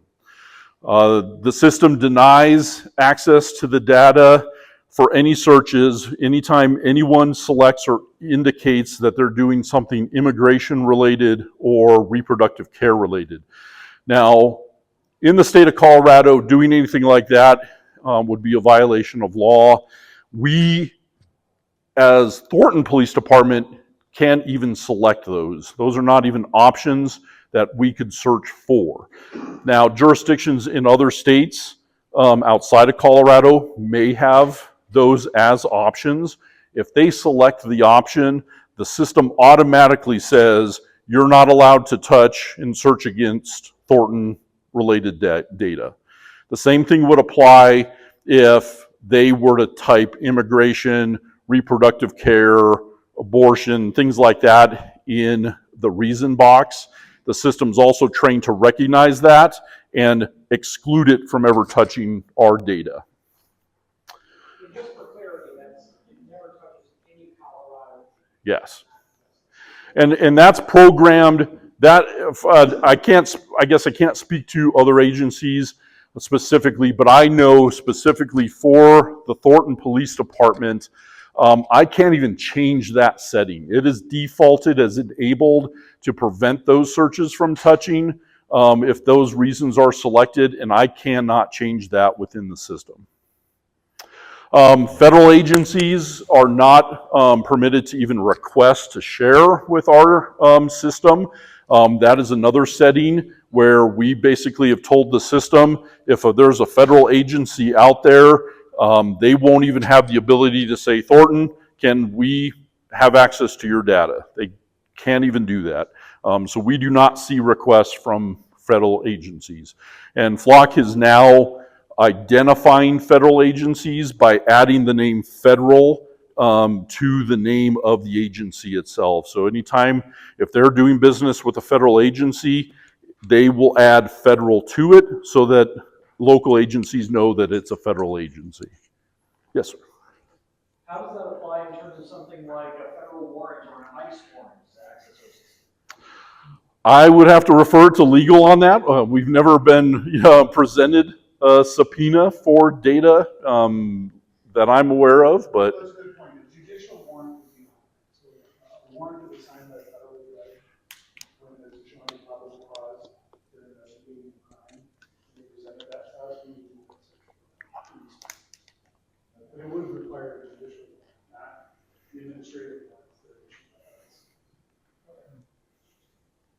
Yes, ma'am. Would it ever come to light if someone wrote a different reason for why they requested Thornton's data? So obviously, yeah, if they lied and, they put in the crime was a motor vehicle theft and they put in the reason, motor vehicle theft, but they were doing it for other reasons, there would be no way for us or the system to know what the individual's intent was on the other end. No. Yes, sir. So, under your own block ALPR audit process scored by Thornton for all, and reviewed by myself, literally did the analysis myself, any out-of-state agency who uses other as a reason code without a specific law enforcement purpose is supposed to have its access revoked. Your own audit records show two clear examples of this happening and not being followed through on. Motion Paris, Louisiana Sheriff's Office ran 128 searches of Thornton's data in a single week, May 27th to June 3rd, logged only as other HFTs, with no further explanation anywhere in the country. Wichita Falls, Texas Police Department was flagged as suspended in your audit logs the week of April 22nd to 29th after a search log with no justification at all, with the reason being NA. By the week of June 17th to the 24th, that same department was back on the network running 215 searches, again under an unexplained other reason. All of this comes from your own audit records that you guys provided us. As of today, both of those departments are still on our clock show portal. Literally checked it again today to verify. Can you explain why their access was never revoked under this policy? Because both of these departments have explicitly signed the ICE enforcement agreements to where they are both housing detainees and explicitly sharing data with ICE to provide them with information. Thank you for the question. So originally, when we started this audit process, we identified pretty quickly that that other situation was going to be an issue.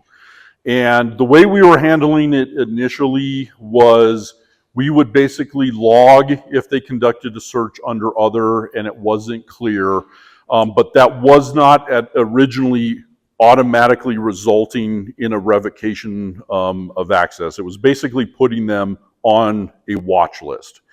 And what we were doing is I was kind of looking at it through the lens of, well, I mean, if they do this, 3 strikes, you're out type of situation. Trying to be a good law enforcement partner is kind of how we were looking at that originally. And then we met on this topic here within just the last week or so, and we decided we're getting rid of that. We're no longer going to have the watch list. If we have concerns or questions, we will now begin to revoke those.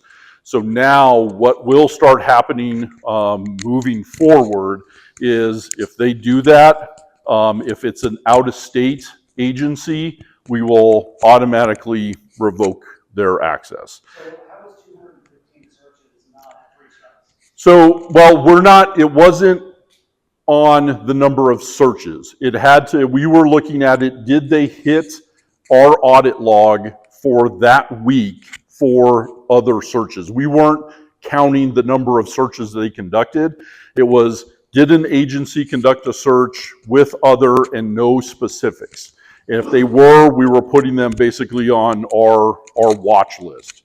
Now we're getting rid of the watch list, and so that agency, if it's on this week's audit list or audit list moving forward, in fact, I can go back through the audit list and look at anyone who hit that list and start to remove them.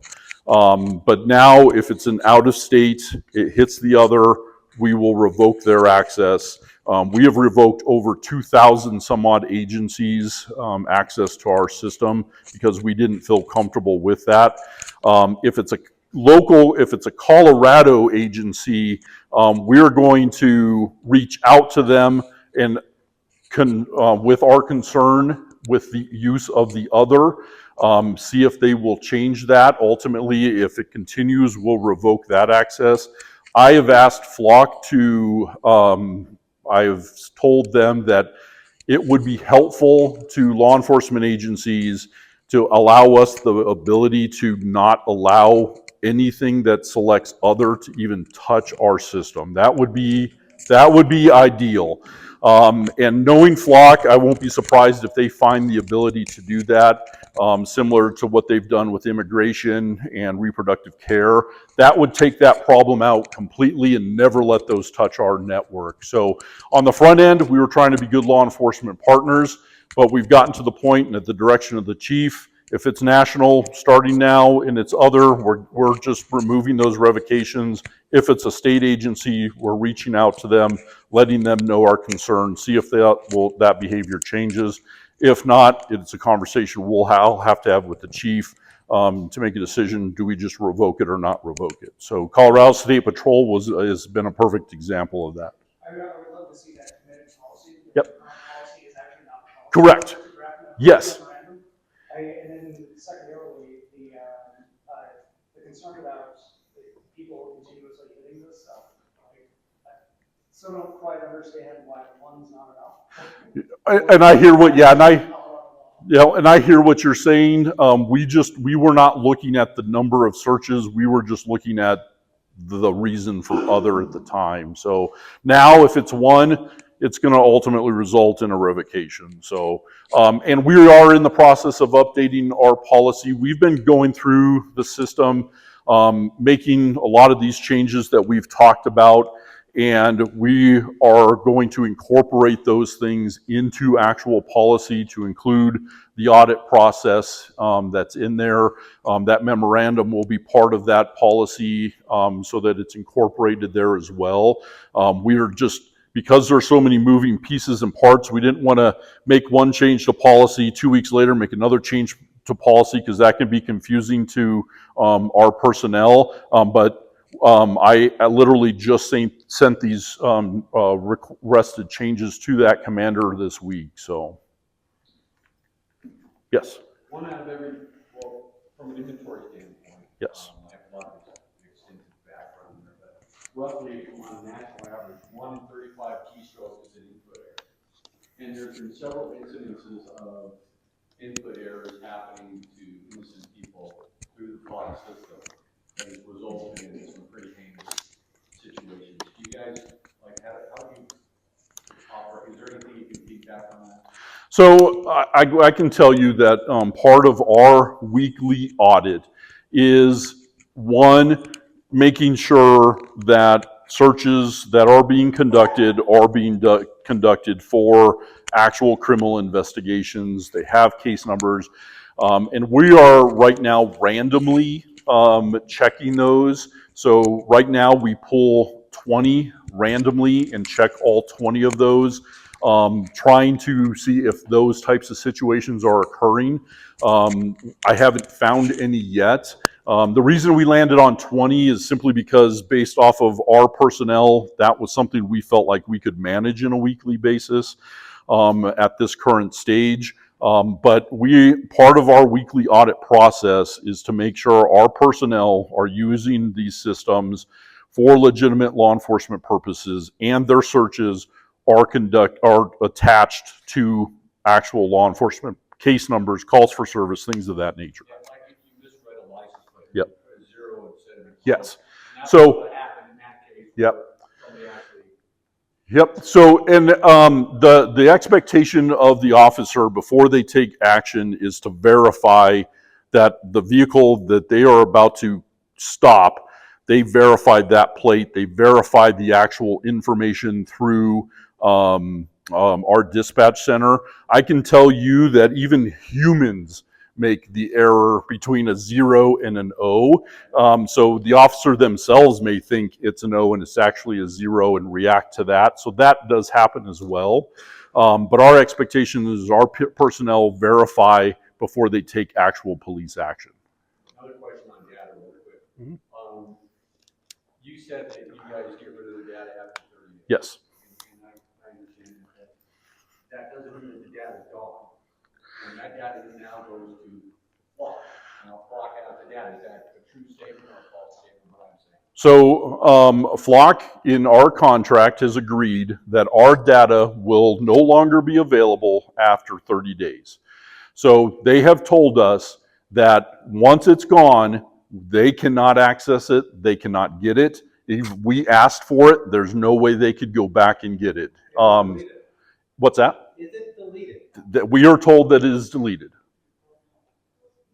And I know through testing that I have never been able to access data of ours beyond 30 days. But they have told us it's deleted, our data specifically, after 30 days.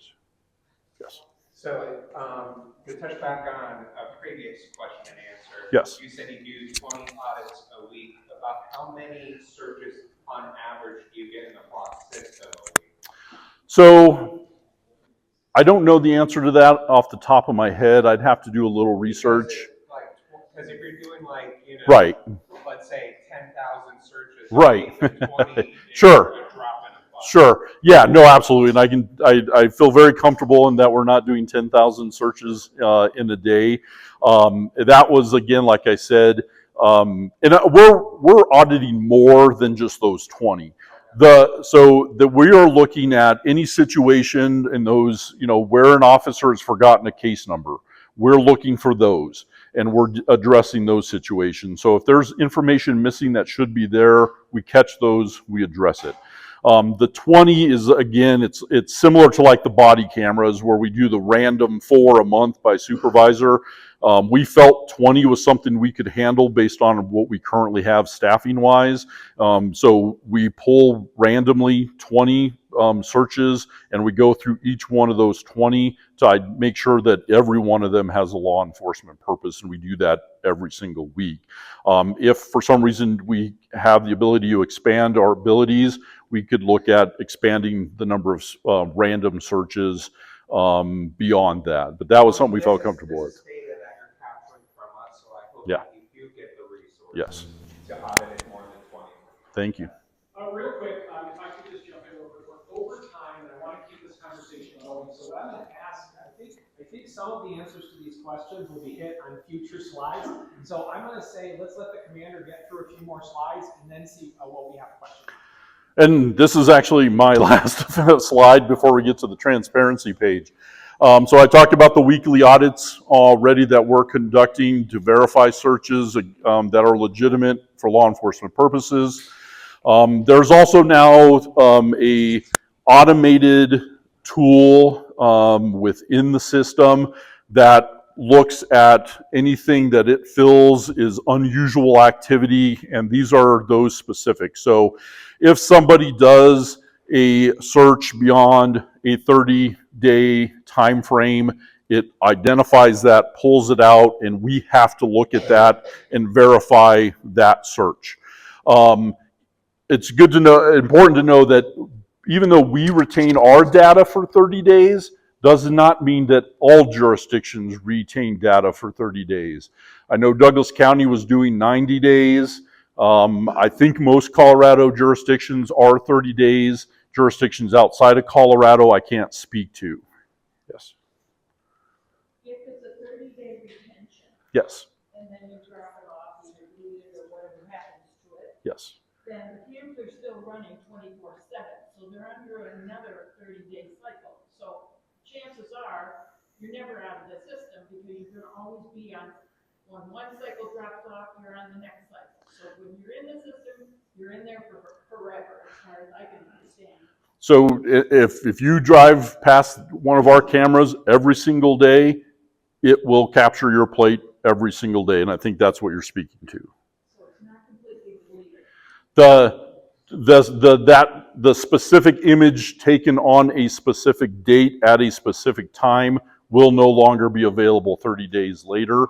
But the new one today, it will be. So if that is potentially. I could be in there for the last 5 years of my life. The new pictures, yes, yeah, yes.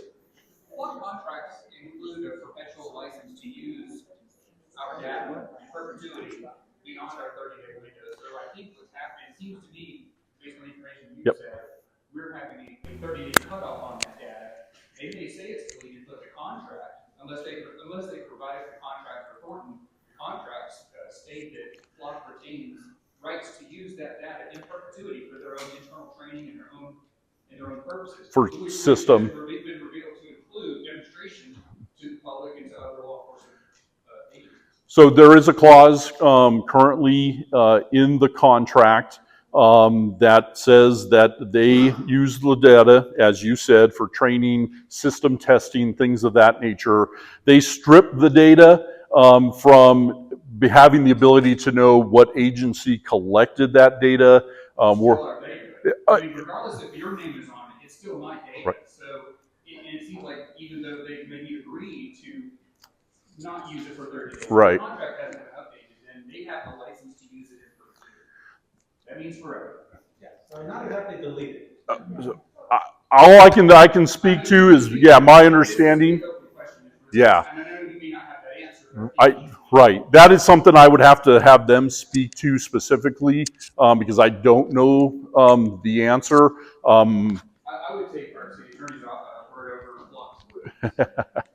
Yeah, I don't know how familiar he is with the contract, but yes, sir. Yeah, on a similar note, Flock has already stated publicly they can retrieve deleted footage and will do so for court orders.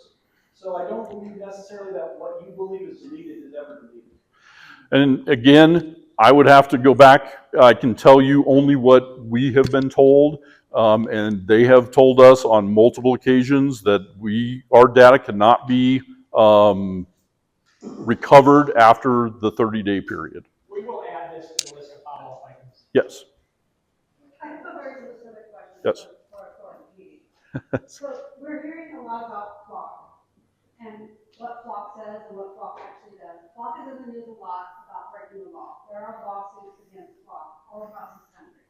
I'm hearing from people in this room right now who have a problem with Flock. And we have spoken with council members at the city of Thornton who says they will talk about other cameras with Flock. So there's two issues here, right? ALPR and Flock. What happened to, in 6 months, we can talk about a different company? I mean, I'm not for ALPRs either, but nope. We renewed our contract. Yep. You renewed our contract. Why? Well, I'd love to know why Flock again. Yes, absolutely. So I can tell you we are actively looking at other vendors of ALPR systems. We, however, were not able to complete that review of those systems prior to the expiration of our contract. And the direction I was given was that we would renew it for now, and we will continue to take a look at these other systems to see if there is one we feel is better for the organization or this jurisdiction. So that is currently in process. So I can tell you we have felt that the benefit provided by this system outweighs that, and we chose to continue to utilize them. Is there any amount of public disapproval that could actually persuade the city of Thornton to stop using this deeply problematic, deeply unpopular technology? And how long is the contract? Yeah, so they're 1-year annual contracts that we use for access to the system. We could make a decision before the end of that year, though, to move on. And to your question, that's not something I could personally speak to. Yeah, no, you're fine. I didn't take it that way. So I feel like we were misled. City council told us to come to this meeting to discuss with specifically the police department our feelings and our concerns with not only the system, ALPR, but specifically with Flock. So when I came here, I was surprised to find out this is a series of ongoing, we're told that this was primarily informational, then I feel, no fault of your own, that we were misled. And so, are you looking for feedback, or is that something we need to go back to city council? No, we are very much interested in feedback. We have heard through various avenues. Sorry, we're videotaping this, so she tells me sometimes I talk too quiet. So we are very much interested in getting feedback on not just the technologies that we're employing, but the Thornton Police Department is very much interested in feedback from the community that we serve. I will say that we have heard a lot of we've heard all of at least, I haven't heard anything new today by way of privacy concerns. We have looked at those privacy concerns, and I believe, as the person that's primarily responsible for public safety in the city, I believe that the benefits of this technology outweigh those concerns. Now, with that said, we are absolutely looking at, we've been given specific direction from council to look at another vendor. And we are actively doing that. That's what the commander was just speaking to. But as far as being misled, I don't really know how to respond to that. The intent of this meeting has always been for us to talk about technology as a whole. One of the reasons for that is that some of the cameras that the deputy chief was talking about, we even saw it on some news stations that there was a belief that those Jeep speed vehicles were ALPRs. There's a lot of confusion with all the cameras technology out there. So that's one of the reasons we wanted to look at it a little more broadly. I saw this advertised in the City Voice. It is not on the city calendar. It is not on Skype. It is not on Facebook. It is not, I mean, if I hadn't heard from Thornton for All, I wouldn't have known to look for it here, and I wouldn't be here tonight. So thank you for that feedback. We've been advertising that on our channels, but I don't know about the city side. We could definitely look into that. Yes, ma'am. I have 3 questions. First, okay. You're going to have to go slow. Yeah. What was the cost to install the cameras that you currently have? What's the cost of your annual contract with Flock? And if you were to go towards a different vendor, what would the all-in cost to replace the cameras and get a new contract be for the taxpayers? So for the first question about what it costs for Flock for the actual rollout versus our annual, I can get that information. We'll follow up with that.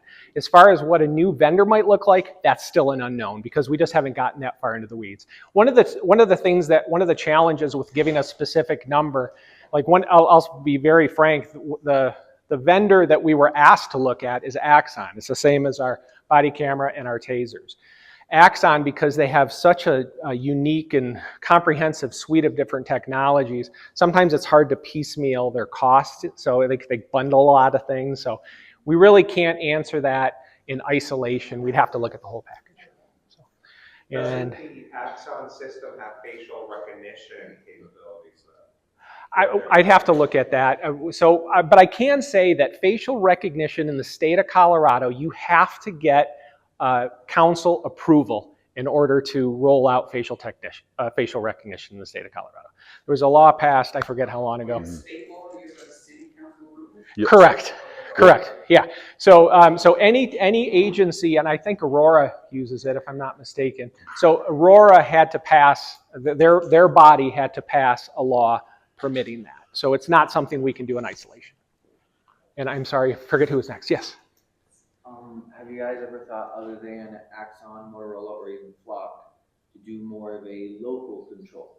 Do your own flush system for possibly even better privacy, maybe most cost effective, and just, like I said, bring in more of a local control versus these bigger corporations that are more spread out, that could be even out of country for people looking in? I have not considered anything that's what I would consider kind of untested, because the ones that you mentioned as have you considered any other than these? Those are really the big games in town. And the strength of Flock, and I've said this in a few different venues, the strength of Flock is in the network. It's the fact. I'm sorry. Let me finish. Yeah, the strength for you. Yeah, I know. I totally understand what you're saying, but I'd like to finish the answer. Okay, so when we see the strength of the system, we know that if we're looking for a specific vehicle, and it's a vehicle that maybe came into the city of Thornton in order to commit some type of crime, and then it leaves and it doesn't come back. If I had a system that was isolated to our borders, I wouldn't be able to use that to generate leads to hold that person accountable. So that's why if enough agencies were to continue to go away from Flock, it loses its value to me. You know, if Axon becomes the biggest one in the state, then, you know, especially for our locals, because if you can imagine that we're in the center of a bunch of concentric circles, you know, the closer agencies, the ones on our borders, are the ones whose data is most valuable to us. And then we look at maybe the metro region and then the state. And the farther we go out, the less value it has. When we had a question, I forget who had it, about a certain number of searches on our system from a place out of state. I forget what that number was, but I would bet that the lion's share of those searches weren't specifically directed at Thornton. They were just hitting the national network, and we happened to be rolled up into it. And I'm sorry, did you? Yes, ma'am. Yeah. So defense contractor Liaison markets a product called Signal Trace that clips onto existing license plate cameras like those with Flock and more. It reads Bluetooth, Wi-Fi, and RFID signals broadcast by nearby phones, earbuds, smartwatches, and other devices. This ties a specific person's devices to a specific vehicle rather than reading just the plate. It was first reported by 404 Media in June 2026. Is Thornton PD using, trialing, or considering any add-on tools for cameras, drones, or existing hardware that detect or identify individual Bluetooth or wireless devices such as Signal Trace? And if current hardware is technically capable, has that been enabled? No. I thought I saw maybe one over here. Yeah. I respect the opinions of everybody in this room, but I also, and I think a lot of other people, would like to see the benefits of this, and I think there's many benefits. And I'm sorry, with technology today, there's not much privacy in any area of lives. But I think the Flock cameras, and that can be a very valuable tool. And I would like to hear some more of the statistics of how it has helped the Thornton PD. We've heard plenty from the others. I thank you very much for that. And that is one thing that I will tell you, frankly, we have failed miserably in, is being able to show the benefit statistically. We're in the process of replacing our CAD and RMS system, which is where we capture, it's where our police reports are. Right now, we're able to provide anecdotal information about the benefits that we had on specific cases, but we haven't really been tracking it. And so that's something that we hope to be able to change when we roll out the new RMS system and be able to say, hey, this is the benefit, this is how many cases we solved. This is the type that we solved. So it's essential, but you only have anecdotal evidence that it's essential. I'm sorry? So it's essential, but you only have anecdotal evidence. I would say that we do have anecdotal evidence, but we have definitive things. We actually have several wins on our website that you can see, definitive cases where it's been of huge benefit in solving some pretty serious crimes. What I'm saying is we don't have the ability without a lot of work we would have to essentially read every police report to see, and so that's the part we just don't have. It's an ineffective use of our time. Yeah. I agree. I don't want my staff working on that when we can change that with our new system. Yeah. I went to a meeting, I think it was in November. It was a meeting for One for All. There were 150 people there. Mm-hmm. There was a big interest. We've been trying to get meetings with the police department, the city council, and the public. Mm-hmm. And we've been trying to do that since November. And for some reason, the city council seems to feel that we have ways of contacting them. But you had a large interest at that meeting, and you have a continued interest now. It would seem that putting together a meeting with the three entities would make sense. That's it's tricky. So, and I'll tell you, one of the hesitations or the delays in this meeting taking place is that the council's role in this is policy, and so that discussion is separate. And so when we were organizing this, the intent behind this was for us to explain what we're doing, field any questions, listen to any concerns, especially ones we haven't already heard. And because some of the concerns we heard months ago, we did the presentation, I think in February and April. Mhm. And when we did those, we heard some legitimate concerns that we were able to kind of find a solution for, or at least found a way to mitigate those concerns. And so that's the goal of it. But the point of this meeting isn't supposed to be a policy discussion. And council even told us, we don't want you having that policy discussion. That's our job. So I don't know that there would be necessarily benefit from the three entities being together. But yeah, I guess that's the best I can answer. Yes. So I do have a question. We heard earlier that the council had to approve both red light traffic cameras individually. It had to approve these speed cameras. When I spoke with council, they said, oh, we don't have any control beyond the budget. What's spent on flock, or where do those go? Why is there less oversight, less requirement from the council for ALPR than there is for a single red light camera? I don't know how to answer that. Yeah. I'm sorry. Let me introduce. This is Tansy Hayward. She's my boss. She's the city manager. I'm the city manager. I do think there were conversations with the council about the intent to introduce the red light and speed cameras. I don't think there was ever a vote specifically on that. The funding for those programs was included in the budget, but the council didn't take an individual vote on the speed cameras. I wasn't here in 2019 or 2022. I think there were conversations with the council at that time about concerns about vehicle thefts and intervention. So I don't think the initial cameras were, but I can't speak to what the policy discussions with the council at that time. But if that was misleading, the council never took a vote explicitly on red light cameras or speed cameras. It seems like the presenter earlier did say that if you want to add another red light camera, you have to go to city council to get permission to expand that system. To get the money for it. To get the money for it. No, we would, again, I think we would inform them. We've been giving updates to the council quarterly on that program. So there is on the city's website a public quarterly update from the police department. One of the things that we have been reporting out on is the performance of the speed cameras. And again, the funding to expand that program would have to come through a new budget appropriation. So, and then that public safety update on that piece of it was actually just Tuesday. So yes, I'm happy to go a couple more minutes here, but we are coming up on the building closing. So yeah. From 2019 till today, can anybody tell the citizens of Thornton how much money has been dumped into flock? Yes. Can anybody say that? Yes, I can't today, but we can definitely, that can be a follow-up item, for sure. One other quick question, it's just more of a statement. And for everybody here, everybody that gets your license plate number, picture, take it. It's really, and the Supreme Court has recently ruled on this as well, but it's clearly a Fourth Amendment violation of my privacy. And so we're basically, it's a warrantless surveillance with no probable cause every time we drive, and I drive around Thornton a lot. So my dad is out there. And guess what? Everybody in this room needs to understand, it's not your dad. It's not. We don't own our own dad. Do you have a smartphone?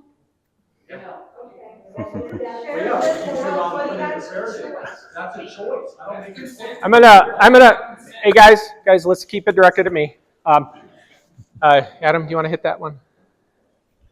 Every court in the United States that's looked at this, there's one case that was properly civilian Institute for Justice out of local Virginia.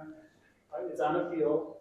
And then there's a variety of federal cases from Ohio, Nebraska, Virginia, that have all held that ALPR technology, as it exists now, is not a violation of the Fourth Amendment. There is nothing unconstitutional about this program, nor is there anything unlawful. However, as I mentioned in my presentation to the council some months ago, this is a dynamic situation. Societal expectations change. Sometimes courts reflect those expectations. Sometimes your legislatures. So whether that's a local legislature like a city council or a state legislature, they cannot pass rules on limitations on these kinds of things. So that is a political response versus a legal response. But to answer your point directly, the last time that I've done the research, there has not been one court that has found that ALPR technology is an unlawful seizure, primarily because all of the Supreme Court decisions going back to the 70s, 80s, and even earlier said that when you're driving in public, there is no expectation of privacy when you are in public. And furthermore, license plates by design are meant to identify you to the police at all times while you're driving around. So that is the legal answer for this policy discussion. However, people and technology changes, right? The key difference now is in the old days, in the 1980s and 1970s, when some of those cases were passed, in order for the police to track you, they'd literally have to follow you around. And they could do that, and there's nothing you could, that was totally lawful. Here, you have technology that can absorb the information and hold on to it for a time certain. And so these are the debates, these are policy debates that are happening across the country in rooms like this, in city council chambers, inside the state legislature, and probably in Congress at some point. I was just going a little bit beyond the license plate reader. It's the other information that Flock gets that I think is what I'm trying to address. And there's been cases where they've watched girls' gymnastics and all kinds of other crazy stuff, where that's a clear violation, not just driving in the car. It's everything else that goes on with Flock. Maybe not in the city of Thornton yet, but it's out there. Okay. I'm not familiar with those situations. I'm just speaking about I'm going to put a hard stop at 8:40 on this, just so that the staff can still, and anybody from my team that needs to start policing the back of the room, feel free to start on that. But we're going to put a hard stop at 8:40. And I will follow up. We're going to have to skip the feedback on the questions, but we will include that from the questions you all took earlier. We'll include that in our follow-up as well. We'll start right here. I understand a great deal of the concern. I have much of the same concern, but we're in a mucky area in technology advancement, and I sincerely appreciate this presentation and the information offered. There's things I did not know were going on, and I think, as opposed to nothing has happened, I think a great deal has happened because we're now talking to the very people that I think hold the cornerstone of helping advance how we get into this. How it's going to happen. The technology will not stop because you want to put silver foil over your head. So how do we advance and how do we do this logically and concurrently with everybody and try to do it reasonably? I don't think there's an easy answer, and I think we're struggling forward trying to find it. I sincerely appreciate what's gone on here, both from the police department and from the civilian group that's looking at it as well. But it's not an easy answer. Thank you, gentlemen, very much. Thank you. Thanks. Yes, sir.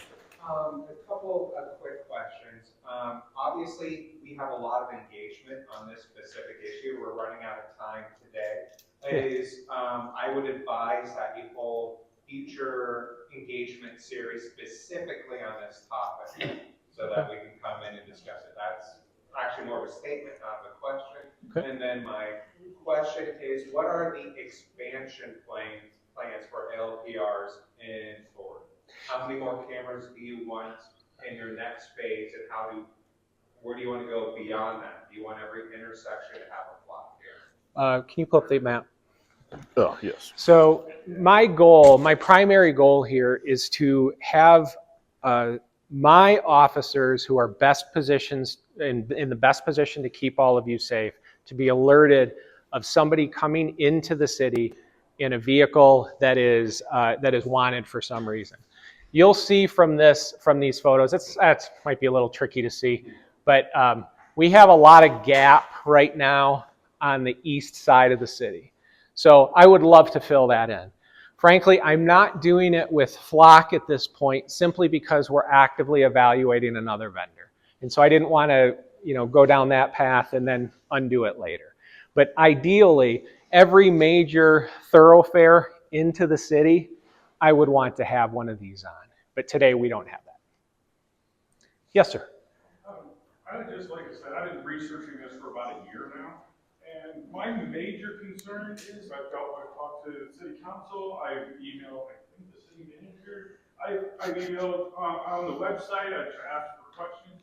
I keep getting different answers. Okay. I know the internet has all the freaking answers and they're all correct. Just ask them. But even on your presentation for this meeting, it was very difficult that I found this meeting. I just stumbled across it. So I think if we could, from my point of view, if I could get more information from city council, from the city of Thornton Police Department, places that I feel that I can trust, because I ask, are you doing audits? Pull up your The website. answer I get is, The yes. transparency page. But I got no information on who's doing the auditing, what's being audited, nothing. Until I came to this meeting, it was, yeah, I should put in the information and it's being audited. Yeah, you make a very good point. Yeah, you make a very good point, and that's actually one of the changes that was made recently following. So I'm sorry, we didn't really lead off with this, but we had a presentation in February with council where it was much more in depth. I think it was two hours long, maybe a little longer, and actually council had several questions that they wanted follow up on. And the primary thing that council wanted us to look at, or one of the main things, was the audit feature. That what we were doing was insufficient to address some of the privacy concerns that they were hearing. And so that's the major changes that we've made in the police department, was to make that system more robust. There was a time period where Commander Parker was the only one doing it. And we now have a team of people to make sure that the bandwidth isn't an issue. Are you able to pull it up or no? Your website? The website? Oh, you want to pull it up? Yeah, Okay, yeah, we yeah. can do that. So to answer your question about direct information from us, for those of you that maybe came in late, this is Kai Lin. She is our PIO, and she's going to kind of just talk through a little bit about what we have on our website as far as direct information goes. And then if I have time for a couple more questions, I'll jump on those. So like she said, my name is Kylan McTagg. I'm the PIO Public Information Officer here for Thornton Police Department. So I do our social media, media relations, website, all of that good stuff. And we're always looking for ways and feedback to hear from you, how we can communicate with you more effectively, get you the information that you want and need. And we're continuously evaluating how we can be better at that. So I definitely appreciate all of your questions and feedback regarding where you get information and things like that. So this page is on the Thornton Police Department website currently. It also links to our Flock transparency portal, which is a site that Flock helps us host. And they feed information into here about our license plate reader system. This was actually recently updated to include a lot more information than it used to. So I encourage you to check it out. So this has information about why we use them, how they work, kind of what the auditing process does look like. There is information about that has been added to this page. Like I said, we're constantly adding when we get more questions. We did include all of our city council presentations on here as well. So you can go and look at those PowerPoints, watch the videos, see the questions that city council was asking and how we're responding to those, and get a lot more information even if you're interested. We also have a lot of FAQs. So I know the budget question has been asked a few times. That is on this page as well, the cost associated with our Flock Safety ALPR system. So that has the initial cost there, as well as last year and this year. And then if there are not the answers to your questions on here, you're not seeing them, you can fill out this form. It comes directly to our email, and then we do our best to get the answer over to you in a timely manner. And we have some success stories on here as well. I will do a shameless plug for our weekly briefing e-newsletter as well. That can go to your email inbox every Wednesday, and that has a lot of our significant incidents every week. Kimberly back there has a QR code to sign up as well. It has crime data every week. We highlight an employee every week, upcoming events, things like that. So this meeting has been in there for several weeks. I would say that's the best way to get continuous information about public safety in the city of Thornton. If you don't want emails, it's also linked on our website every single week on Wednesdays. I think that's it. Thornton Ready too. Sign up for Thornton Ready. Get emergency alerts. Thank you. And this is where we will follow up with answers to those questions we weren't able to answer in the room. so that you could be able to log on, and within a week or so, I would imagine we'd be able to have that up. Kimberly has the sign up if anyone's interested. And cards for you to take home if you don't want to scan the QR, take the scan the QR plan tonight, or you can scan the QR on this. And the other side of the card is our Thornton Alert sign up as well, which we'd really, really like to expand the number of subscribers to that. It just helps keep everybody safe in the event of an emergency. Yeah? I think one of the unspoken things. I'm not sure there was an unspoken thing at this meeting. I think in this process, when it got started with the grant 2019, I realized you weren't here at this time, so you're carrying the load of what went before you. However, based on what you're hearing from this community, you have an opportunity to change what went before. And what went before was that money came into the city and the cameras got started without citizen input. There was no voting, there was nothing. There wasn't information delivery as far as I can recognize, and there wasn't any voting process. And I think that's where transparency and accountability would be helpful to straighten out this system now from what went before, is to make a changeover, to have more meetings such as this, and to make a change on if the community wants to be informed, wants to have a vote on what's being offered, it's our money. It's our money. And I will say that it's very difficult for me as the person that's responsible for public safety to make it about a vote. What I have to do is I have to take in all of the information, and I have to make an informed decision based on my experience about what I think is best as far as advancing public safety in the city. And if we had something that was advancing public safety, but I saw it as being a huge risk, then that wouldn't be something I'd consider. I don't see this along those lines.